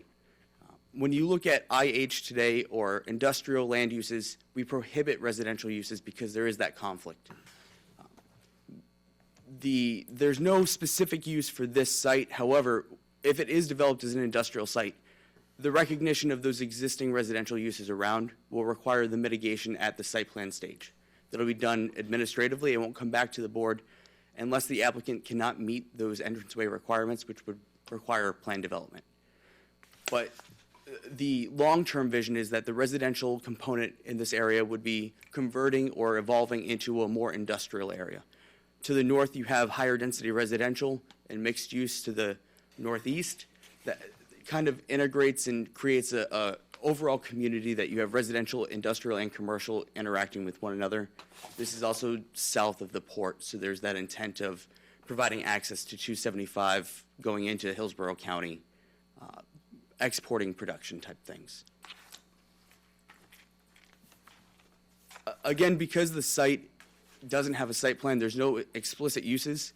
The future land use sets this wide range of uses. Commissioner Bauer, you were discussing the difference of HM and IH. The IH is the aspirational, big idea uses of more general ranges. The HM would then implement and place limitations on specific uses that would be allowed. That outlines a specific schedule of uses in our land development code, and it establishes what would be prohibited or permitted or what requires special permit or any other additional stages of approval. Also in the land development code, there's specific use criteria for certain uses that would be all assessed at the application stage for a site plan. The staff's recommendation is approval. We can't associate any stipulations with this project because it's a straight rezone or a Euclidean rezone. And I'd be happy to answer any other questions that you have. Thank you. I do have some. Mr. Rhodes. let's work down the- Mr. Rowe, when I was looking at the staff report, there was a couple comments, and I'm not sure if one of the maps showed it. If I'm looking at the parcel, and there are some residences around it, in your staff report, it basically says on the west and the east, residential, but it's vacant. And then it says the north is basically residential and RV uses. So can you just, is there anything that could show me those particular, like on here? Right. That's the closest I can get to you with Okay. zooming in. In the staff report, the residential and vacant was more or less both of those uses, if you want to call vacancy a use, exist in this area. So there's a mixture of empty lots to the east and west as well as existing residential uses. We did receive public comment from a couple citizens. I've done the research to see where their residents were. They are located adjacent and across Old US 41, also known as Bayshore Road, from this site. So those are the locations of some of the residential uses. So they're not directly to the south of here. They're to the left as I look at it? One of the letters from a resident is this use here. I don't know if you can see Yeah. on the screen. It's that residential use. And the other one is this triangular shaped parcel, Okay. basically at the crossroad of 77th and Bayshore. Okay. So that little square on the west side is somebody else's home and property? Here? Yeah. On the, yes. And they were not the sellers of their other part of the property? That would be a question for the applicant. I don't know Okay. the history of the sales of this property. So the setbacks would be 75 feet around the property? The setbacks would be determined based on the use, so the intensity of the use. The HM and the IH allow a range of uses, so if it's a less intrusive, less invasive industrial use, the setbacks may be a little smaller. And it would all come down to site design. There's the potential that there could be nothing adjacent to that property. It could all be more backloaded on the lot. That would have to be determined at a later stage. But setbacks, buffers, at minimum a 20-foot buffer between existing residential and industrial would be required. So there'd be the screening, there'd be also the requirements, the land development code and the comprehensive plan establish criteria and requirements for industrial uses to mitigate the spreading of dust or noise or odors or any of those type of nuisances for neighboring property owners. Any additional, Mr. Bauer? All right, so just a few things for clarity, if you don't mind. Yes, So, sir. one of the public comments that was submitted was someone that said that they were northeast corner of the property, 300 foot. So, I'm assuming that is the upper right-hand corner somewhere, or is that it? The two addresses that I was able to look up were just this parcel here, down here towards the southeast, or southwest, I'm sorry, and then you have this parcel here. But to the other side, you have this parcel here, which would be the northeast, unless you're looking at 275 or across the interstate. Well, this is, let's see who this is from, forgive me. I believe the Okay, two letters, There's yeah. a Rosa that wrote in, maybe we'll hear from her, I'm not sure, but she's saying that she is 265 feet, our property is 265 feet from the east side property line. So that would mean right there, Yes, sir. okay? And then we have another public comment saying that this was from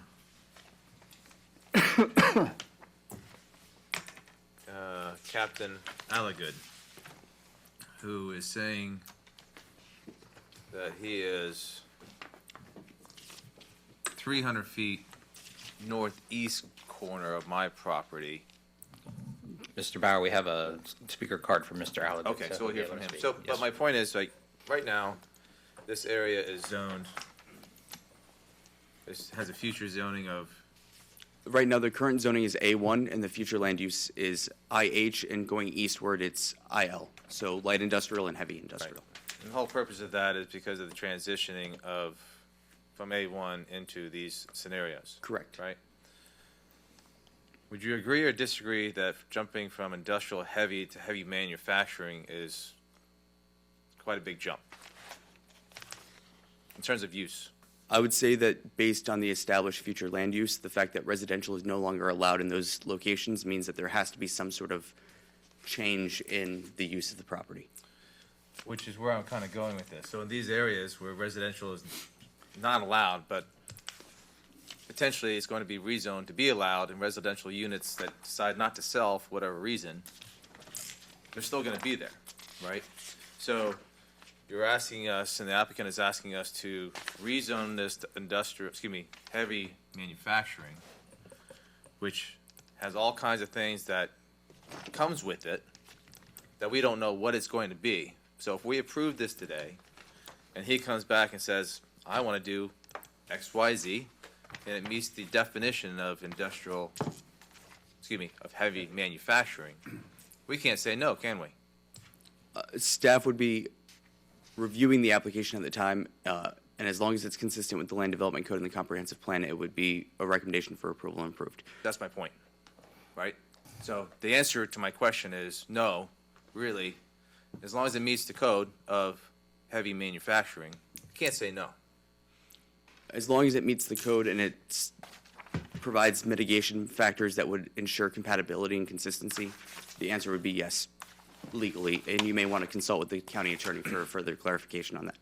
So my concern is for the residents that right now still live there and have decided that is the type of lifestyle that they want to live, potentially put in, heavy manufacturing of some sort, and then they are subject to something that a new owner might come in and say, I want to do this, and it's going to provide a lot of noise. Or I want to store that, and it's going to have a pretty bad odor that now that these people are living in, and then now they don't want to live here, and then they have to sell. We're essentially forcing people to make decisions on what they're going to do with their property. It's kind of a balance between this applicant's property rights and the property rights of everybody else around them. Correct. It's a balancing of the property rights of all individuals involved. And not knowing what it's going to be, I kind of feel like that's a little bit irresponsible, and it's potentially not the right thing to do for the people within the community around that property. And the Land Development Code allows for a Euclidean zoning or straight rezoning to come forward. There's no requirement for the plan development to come forward to you or the Board of County Commissioners at another stage that has a site plan.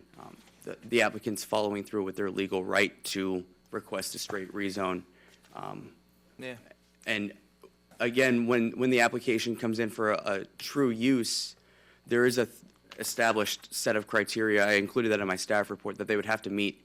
And I mean, it includes providing the facade of the building facing the interstate. Well, if they don't want to do that, then they have to go plan development. Or if they can't put their dumpster in a certain location, that's going to require plan development.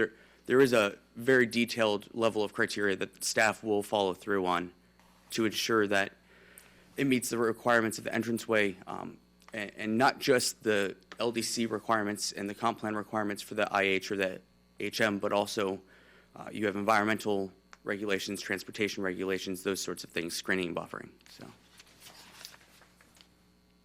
Not an easy decision. Thanks for the explanation. Thank you, Mr. Bauer. Mr. Horgan. Just humor me for a second. There's the difference between the IH and the HM. The IH would be a bit more restrictive.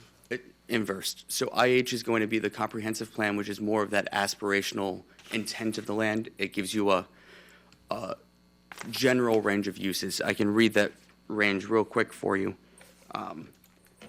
IH allows a heavy range of potential uses are heavy and light industrial uses, deep water port and related or complementary uses, offices, research and corporate uses, warehouse distribution uses, intensive commercial uses, neighborhood retail, recreational, public and semi-public, and then the typical water-dependent, water-enhanced type uses that most of our future land uses allow. When you get to the HM, which is based on the zoning district, that's the zoning district that they're requesting, that would establish specific uses, for example, a junkyard or a warehouse or a chemical processing plant, something of that nature. None of those uses have been discussed, but those are the three that came to my head that sound industrial. So if someone were to apply for IH, they would have a broader range of things that they could do. So the IH is the future land use based on the comprehensive plan. That is going to be the type of future land use that establishes the vision of the property. I've brought a previous project to you that required both a comp plan approval and a rezone. to request the IH, you would have to amend the comprehensive plan.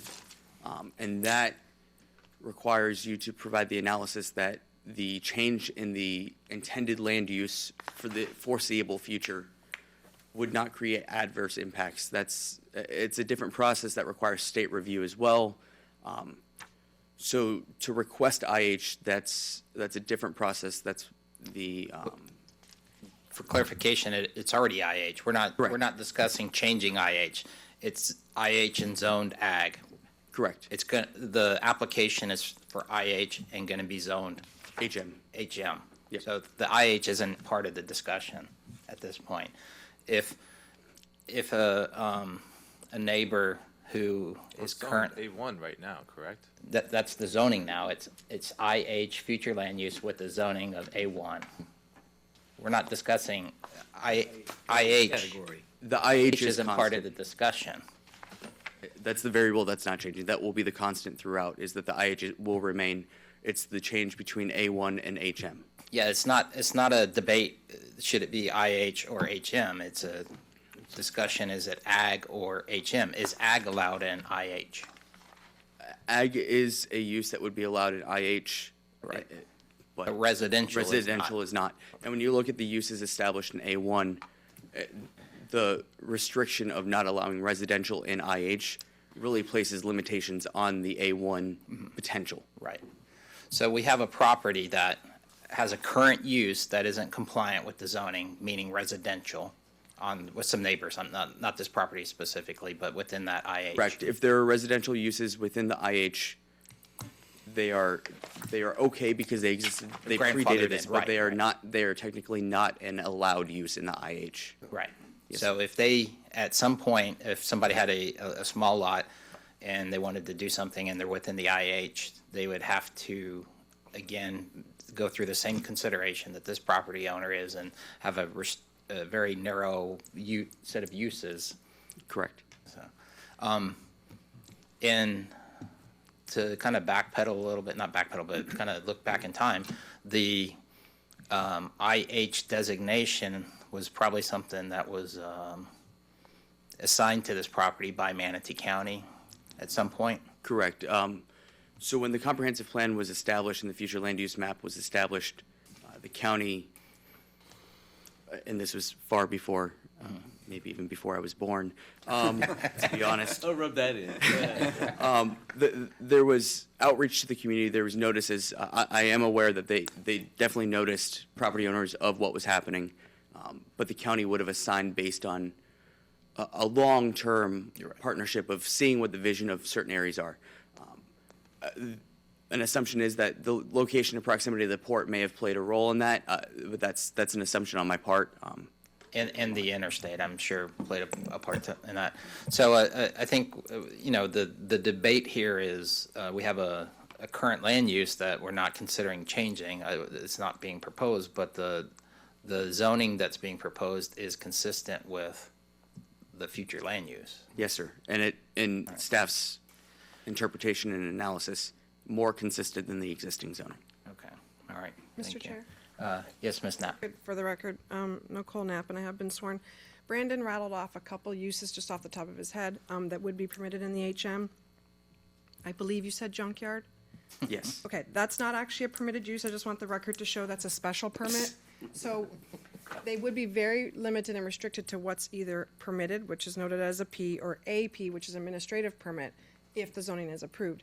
Anything that is noted as a special permit, such as a junkyard, would have to come back before a hearing officer where those mitigating measures, because it rises to that extra level of criterion review, would be evaluated. If there were a special permit, is that what it was? Are the neighbors noticed? Yes. Okay. Same due public hearing process, just held before a hearing officer and not before the Board of County Commissioners. All right, thank you. Thank you. Any additional questions, comments, clarifications necessary? Okay. Thank you. All right, thank you. Thank you, Mr. Rowe. All right, looks like we're to the public comment portion of the hearing. And again, I have one speaker card. Mr. Michael Alagood, if you could, please step forward, state your name and that you have been sworn.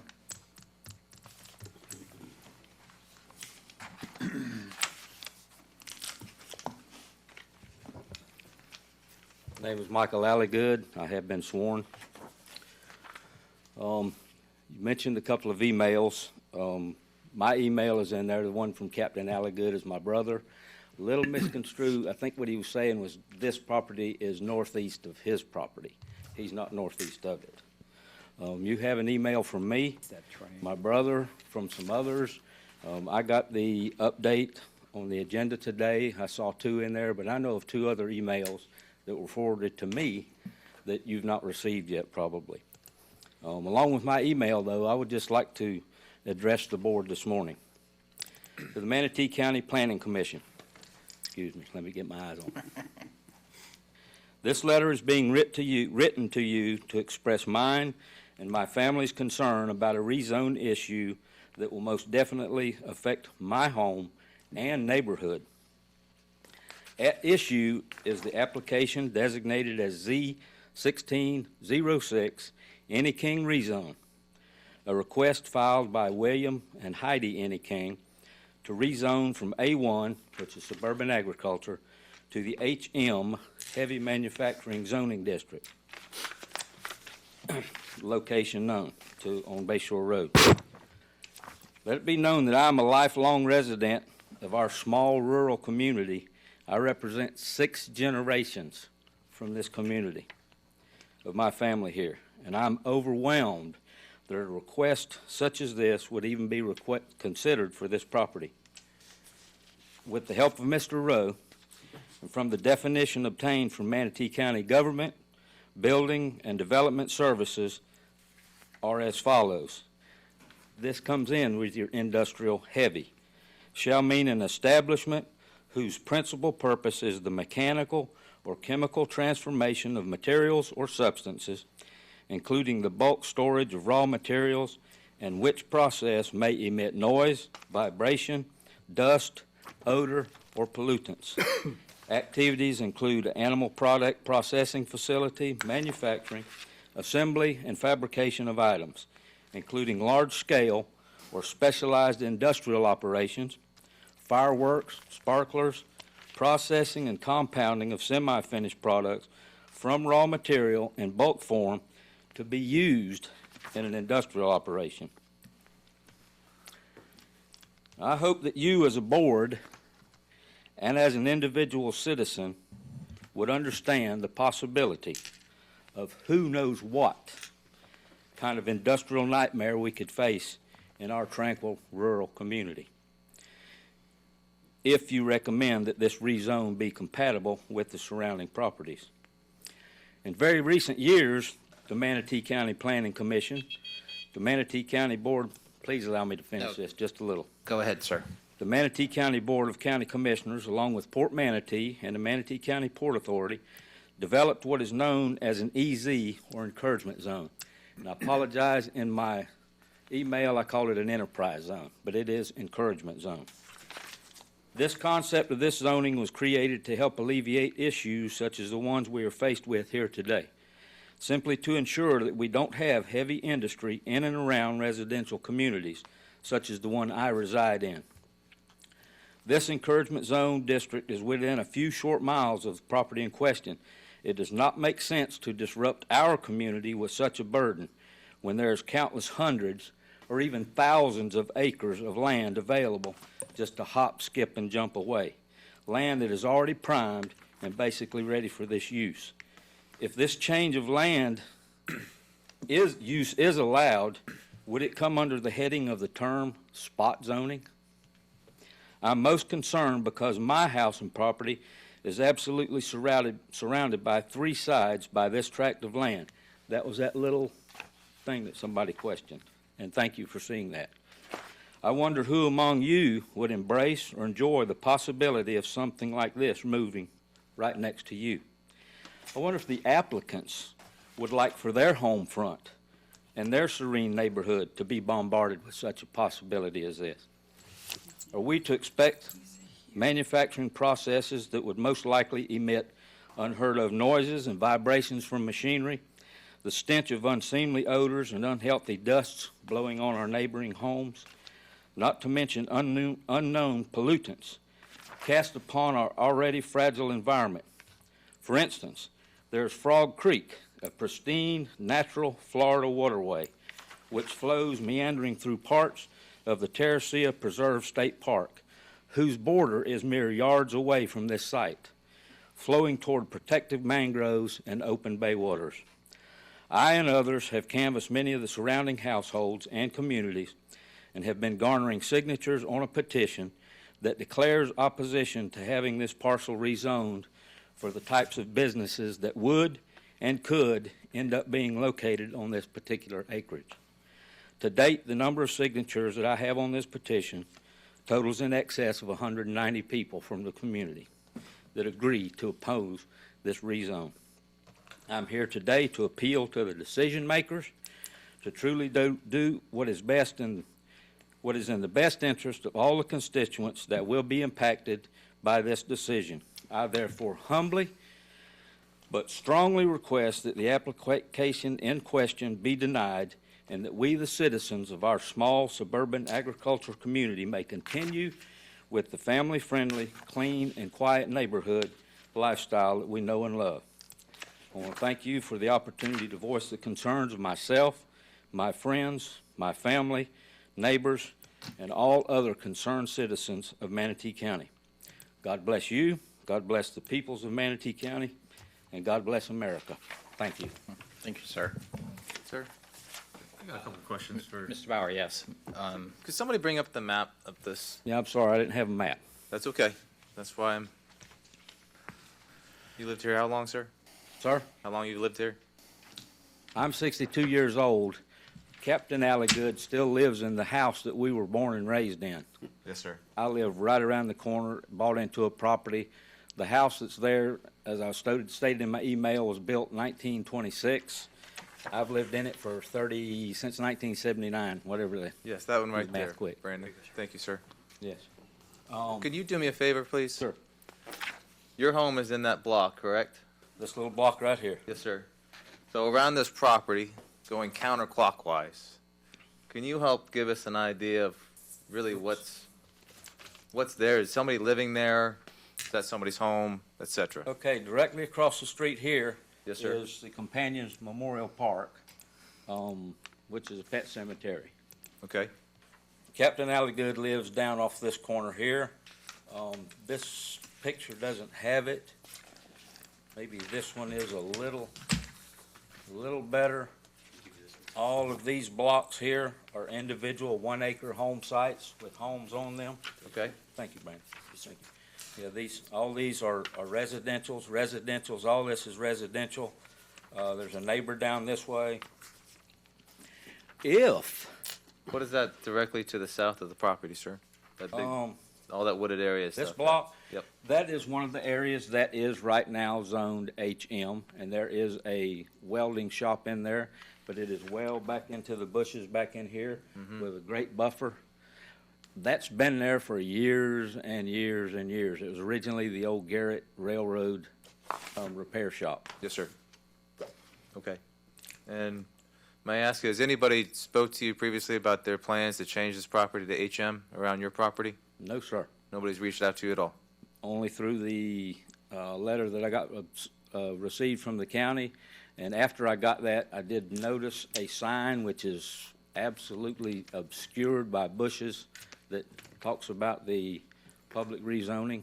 Yes, sir. On Bay Shore Road. Okay.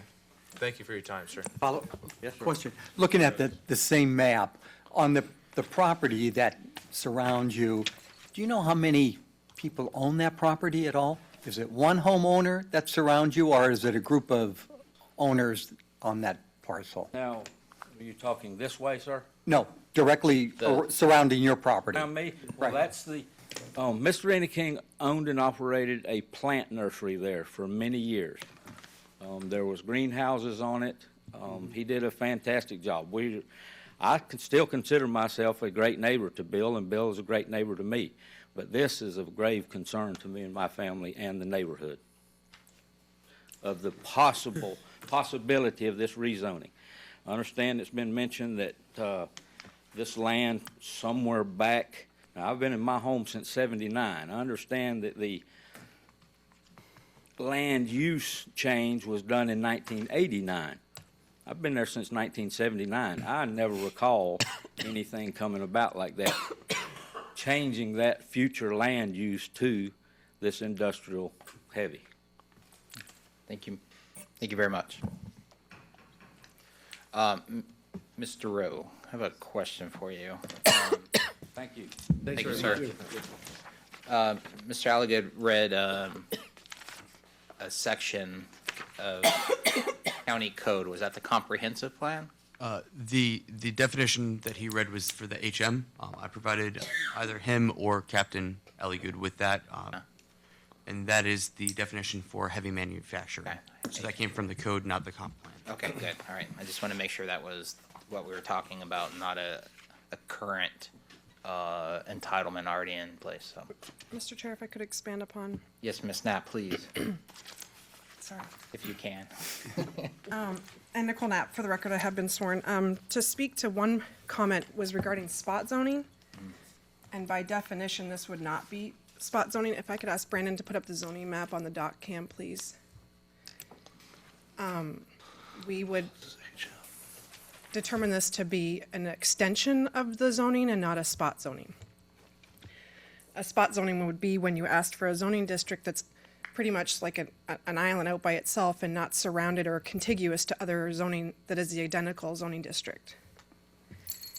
The other comment was that the definition, it speaks to a range of uses that are permitted within that zoning district, but we further then regulate that by our use chart, which then goes specific by specific uses, such as the fireworks that were mentioned, and says whether or not the use is permitted, administrative permit, or specific use. And then from there, we get into the specific use criterias and mitigating measures and setbacks according to the use. So while it's a range of uses, it doesn't grant them the use to do fireworks without any other additional review or approval.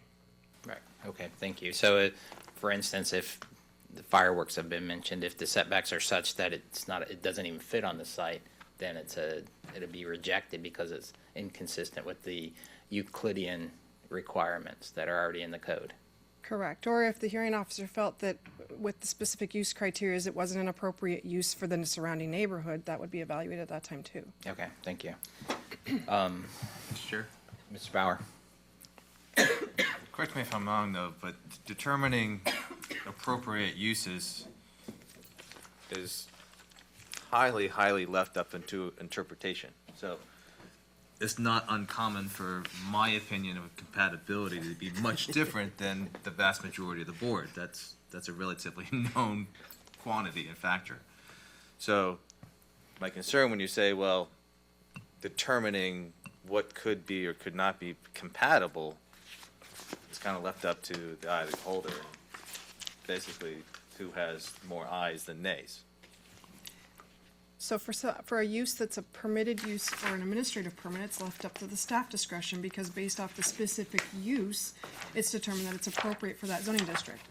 If it's a special permit, it's left up to the determination of a hearing officer because it rises to that extra level of review, such as a fireworks manufacturer company.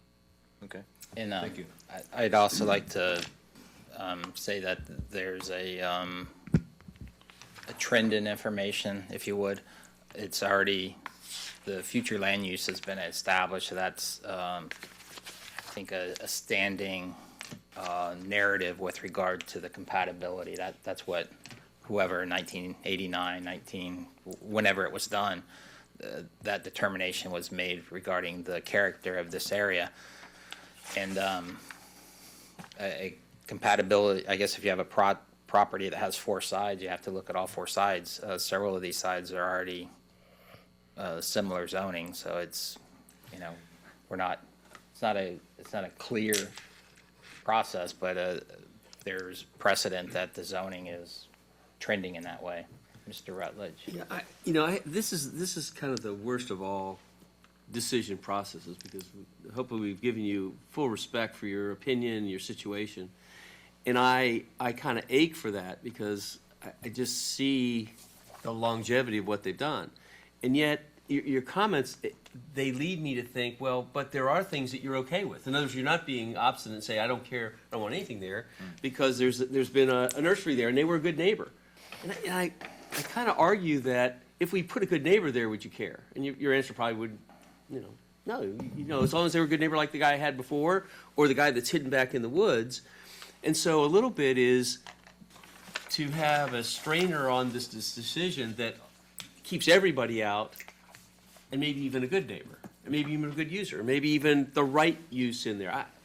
And this is where I struggle, because there's needs and rights for the other landowners. There's this conduct that somebody's decided is appropriate in that area. I don't know if I know enough to say that, and this is where I kind of struggle with this, is I feel the pain of the people that live around there that had this history and this lifestyle and all that. I lived in South Florida. It's not what I moved into.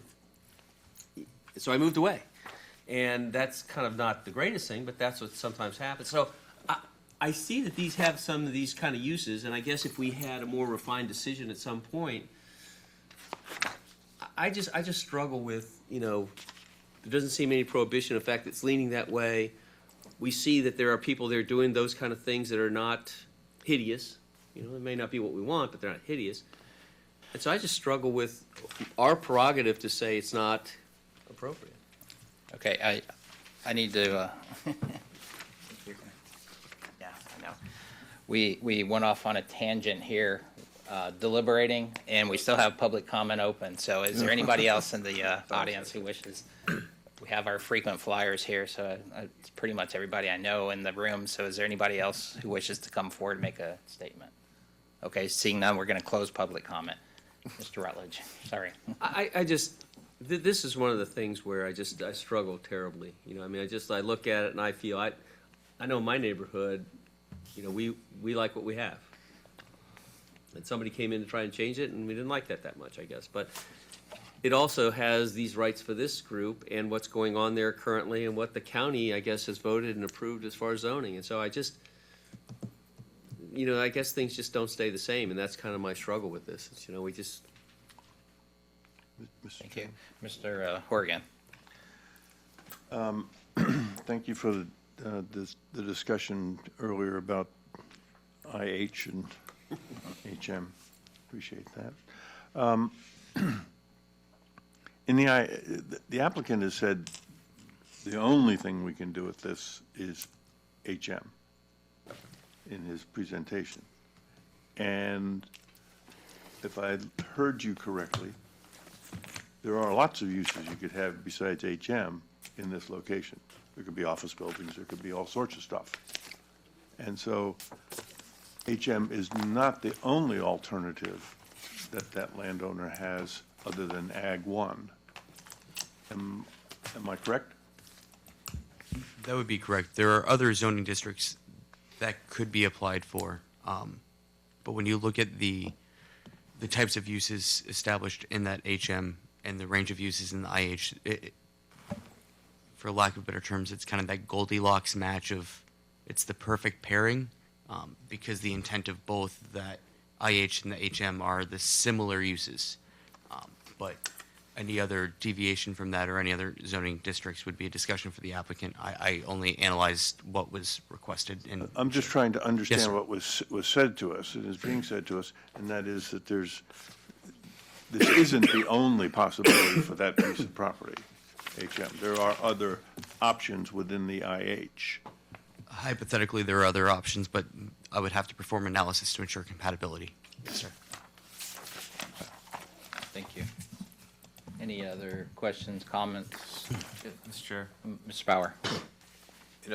My biggest hiccup is kind of like what Mr. Rutledge says in terms of, I bet you if there was more communication with the gentleman who came to speak and the owner of this land, we're being asked to weigh the property rights of this applicant versus the property rights of the gentleman who is here. And we're supposed to say that one is more important than the other because of a trend? Well, if you look at the property and look at the land around it, I don't necessarily see a trend. I see a heavy manufacturer to the south of him that is heavily, heavily buffered. So I wouldn't necessarily say that's a trend. It just happens to be HM, but the use of that land. But we have an applicant asking to do this with no idea of what his intentions are. It made really, not really, he made no communication efforts with someone would be affecting directly, I still think it'd be irresponsible to do anything with this rezone, not knowing what the intentions are and what the effect is on the other landowner who is, in his backyard. I just think that's irresponsible. Okay, thank you. I have a question. I don't know if it's a staff question or a legal question. The neighbor that's the carve out along Bay Shore, if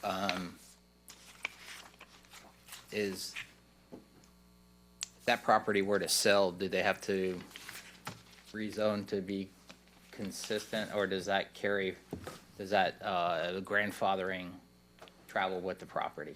They can sell the property and continue the use as is, as a legal non-conforming use. It's when and if they try to ever implement a different use there that the zoning would come into play.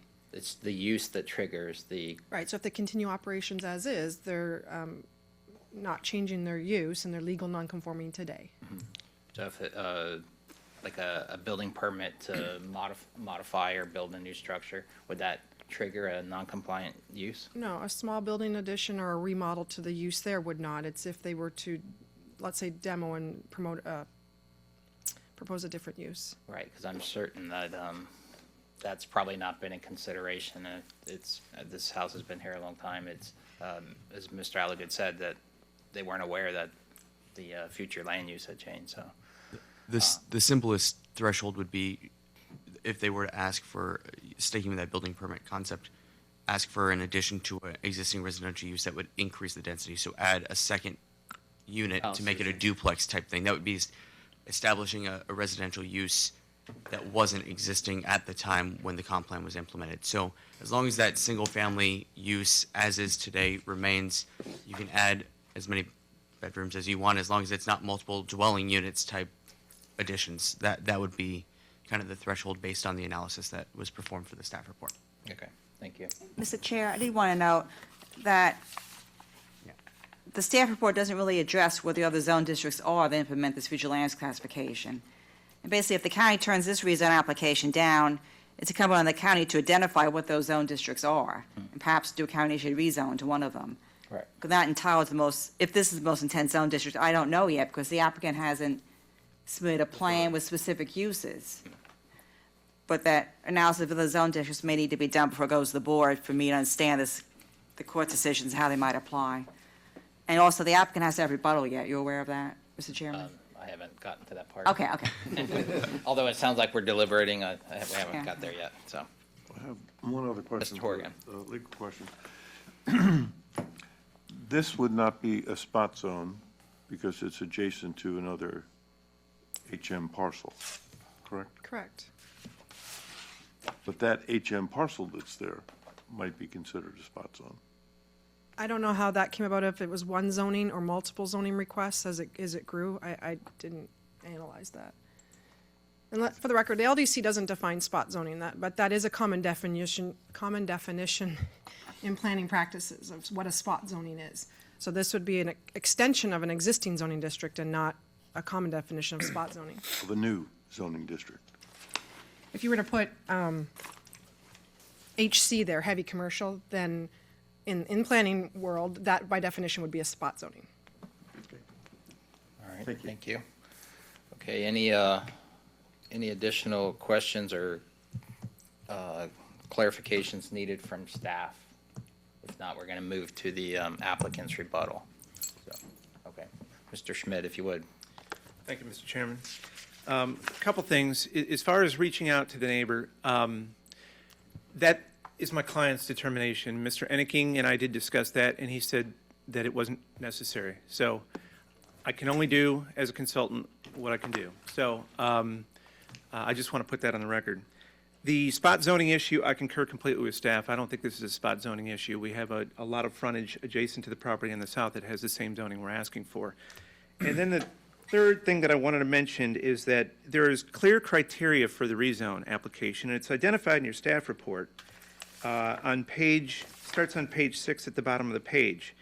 These are the rules. This is what we got to go by in order to figure out whether or not we're compliant with the land development code and the comprehensive plan. Your staff has acknowledged that we clearly are. And as far as the mitigation potential, I will go ahead and say this. Part of that criteria starts with respect to the entranceway criteria. These are the protections. On the bottom of page 8, section 900.5, PD application required. If we don't do all these things that it says, we got to come back for a plan development application. And if you'll notice, number 1 under C says buildings adjacent to I-75 and/or 275 shall be finished so that building fronts or front facades face state or said highways. We got to front the interstate. I don't think a fireworks manufacturer is going to want this site. I mean, there's a lot of other reasons too, but these are the protections that are offered. Number 2 is buildings adjacent to 275 shall be designed so as to position their parking areas in a manner which generally avoids visibility from the highways. The department director shall have the authority to approve an alternative if a superior design is depicted. Any chain link fence shall be a dark color such as black, dark brown, or green. 75% of all trees exceeding 24 inches in DBH shall be preserved. I'm not sure if there are many, if any, trees on the site, but if there are, they have to be preserved. All wetland impacts must meet a 2-to-1 mitigation requirement for herbaceous wetlands and 4-to-1 for forested wetlands. There, too, I'm not sure about the environmental conditions, but when we get into the site plan aspect of it, there could be mitigation issues relative to wetlands. Number 4 is more of a design issue. All dumpsters, compactors, and other utility equipment shall be located in the rear of all buildings, and these units shall meet all minimum setback requirements. These units shall not be visible from any collector or arterial facility. And then there are exceptions, again, that we show superior alternatives if we have to come back through a plan development process. Foundation landscaping is twice, in this case, 40 square feet per 1,000 square feet of floor area versus the 20 that's required if you're not in an entranceway. At least 75% of all new required trees, shrubs, and ground cover shall consist of native species. And then the last one again gets into any other requirements that may deviate from things such as signs. They are subject to interpretation by the director. Those are pretty prohibitive. And I don't know that there is going to be, I mean, these are restrictions that are in place despite the HM zoning. I don't know that you're going to have anybody that's going to want to come in to do things like junkyards and so on and so forth with these restrictions being applicable. So, and as identified in the staff report, Brandon did identify this and said that they've got to comply with this stuff. If they don't, they're coming back. The fact of the matter is we're only asking for the zoning that fits within the existing future land use category. It's really all we can ask for. And if we don't do what we say we're going to do, we have to come back to you for plan development. So with that said, I'll be happy to answer any questions, but that concludes my rebuttal. Thank you. Are there any additional questions for the applicant? Thank you, Mr. Schmidt. Thank you. Okay. Let's move to deliberation, consideration of a motion. Thoughts? Motions? It's a pleasure of the commission. Well, I pretty much just said where I'm at, so everybody knows where I'm at. Thank you, Mr. Bauer. Mr. Rhodes? Just this is tough, like Commissioner Rutledge said, and I think it's difficult because we look at it the way it is right now, and we've got a good, very good neighbor, I guess, maybe the best scenario you could get, a florist or horticulture surrounding you type of thing. And we're looking at the HM, and I think we have a normal instinct to go and think of how bad that can be. So we're sort of thinking of extremes here when we really don't know, or at least I don't. I really don't know what is going to be put into the HM. And with all the restrictions in place, it's difficult, but I think I'm in favor of it only because of the way it is, like we were just told, that future land use category is going in that direction. And I don't know if there's that many alternatives to it, to what could happen in the future. Thank you, Mr. Rhodes. Any additional comment? Anyone? Similar to Mr. Rhodes, the metric I use is the the consistency, it seems like that it's consistent with regard to compatibility, it's consistent with the property to the south, acknowledging that even though your property rights end at your property boundary, you still have an effect on your neighbor. So I think what the applicant's asking for is consistent with regard to their property rights. Unfortunately, there are some, like I said, impacts that go off the property. Mr. Horgan. I guess my concern is that when you do just a straight rezone like this, it's sort of the easy way. It doesn't require anything else. Don't have to give them any pictures, don't have to give them anything. You just say, I want to rezone it, and it's okay to do that. And in this rezone, there's a lot of stuff that can happen. And when that happens, it creates these uncomfortable situations. It does for me. That, you know, if somebody took a little more time, spent a little bit more money, I understand that time is money and things like that, but if it took a little more time, a little more money, then something could be put there that would make the existing residents a lot happier than just the unknown. Unfortunately, this is in black, but black hole that comes with just a straight rezone. I'm having a real problem with this one, but. Thank you. Any additional comments? Okay, thank you. It's just an observation. It used to be the planned developments were unusual. Straight zoning was the norm. Now we get a straight zoning and we're struggling with it. So it's a little bit of an odd position, but so the chair will consider a motion. I'll make the motion, Mr. Chair. Mr. Ron. Based upon the staff report, evidence presented, comments made at the public hearing, and defining the request to be consistent with the Manatee County Comprehensive Plan, the Manatee County Land Development Code, I recommend the adoption of the Manatee County Zoning Ordinance Number Z1606 as recommended by staff. Thank you, Mr. Ron. We have a motion. Is there a second? I'll second. Mr. Rhodes, second. Any additional deliberation? Okay, the chair is going to call the matter to vote. Those in favor of the motion, please signify by saying aye. Aye. Those opposed, like sign. Aye.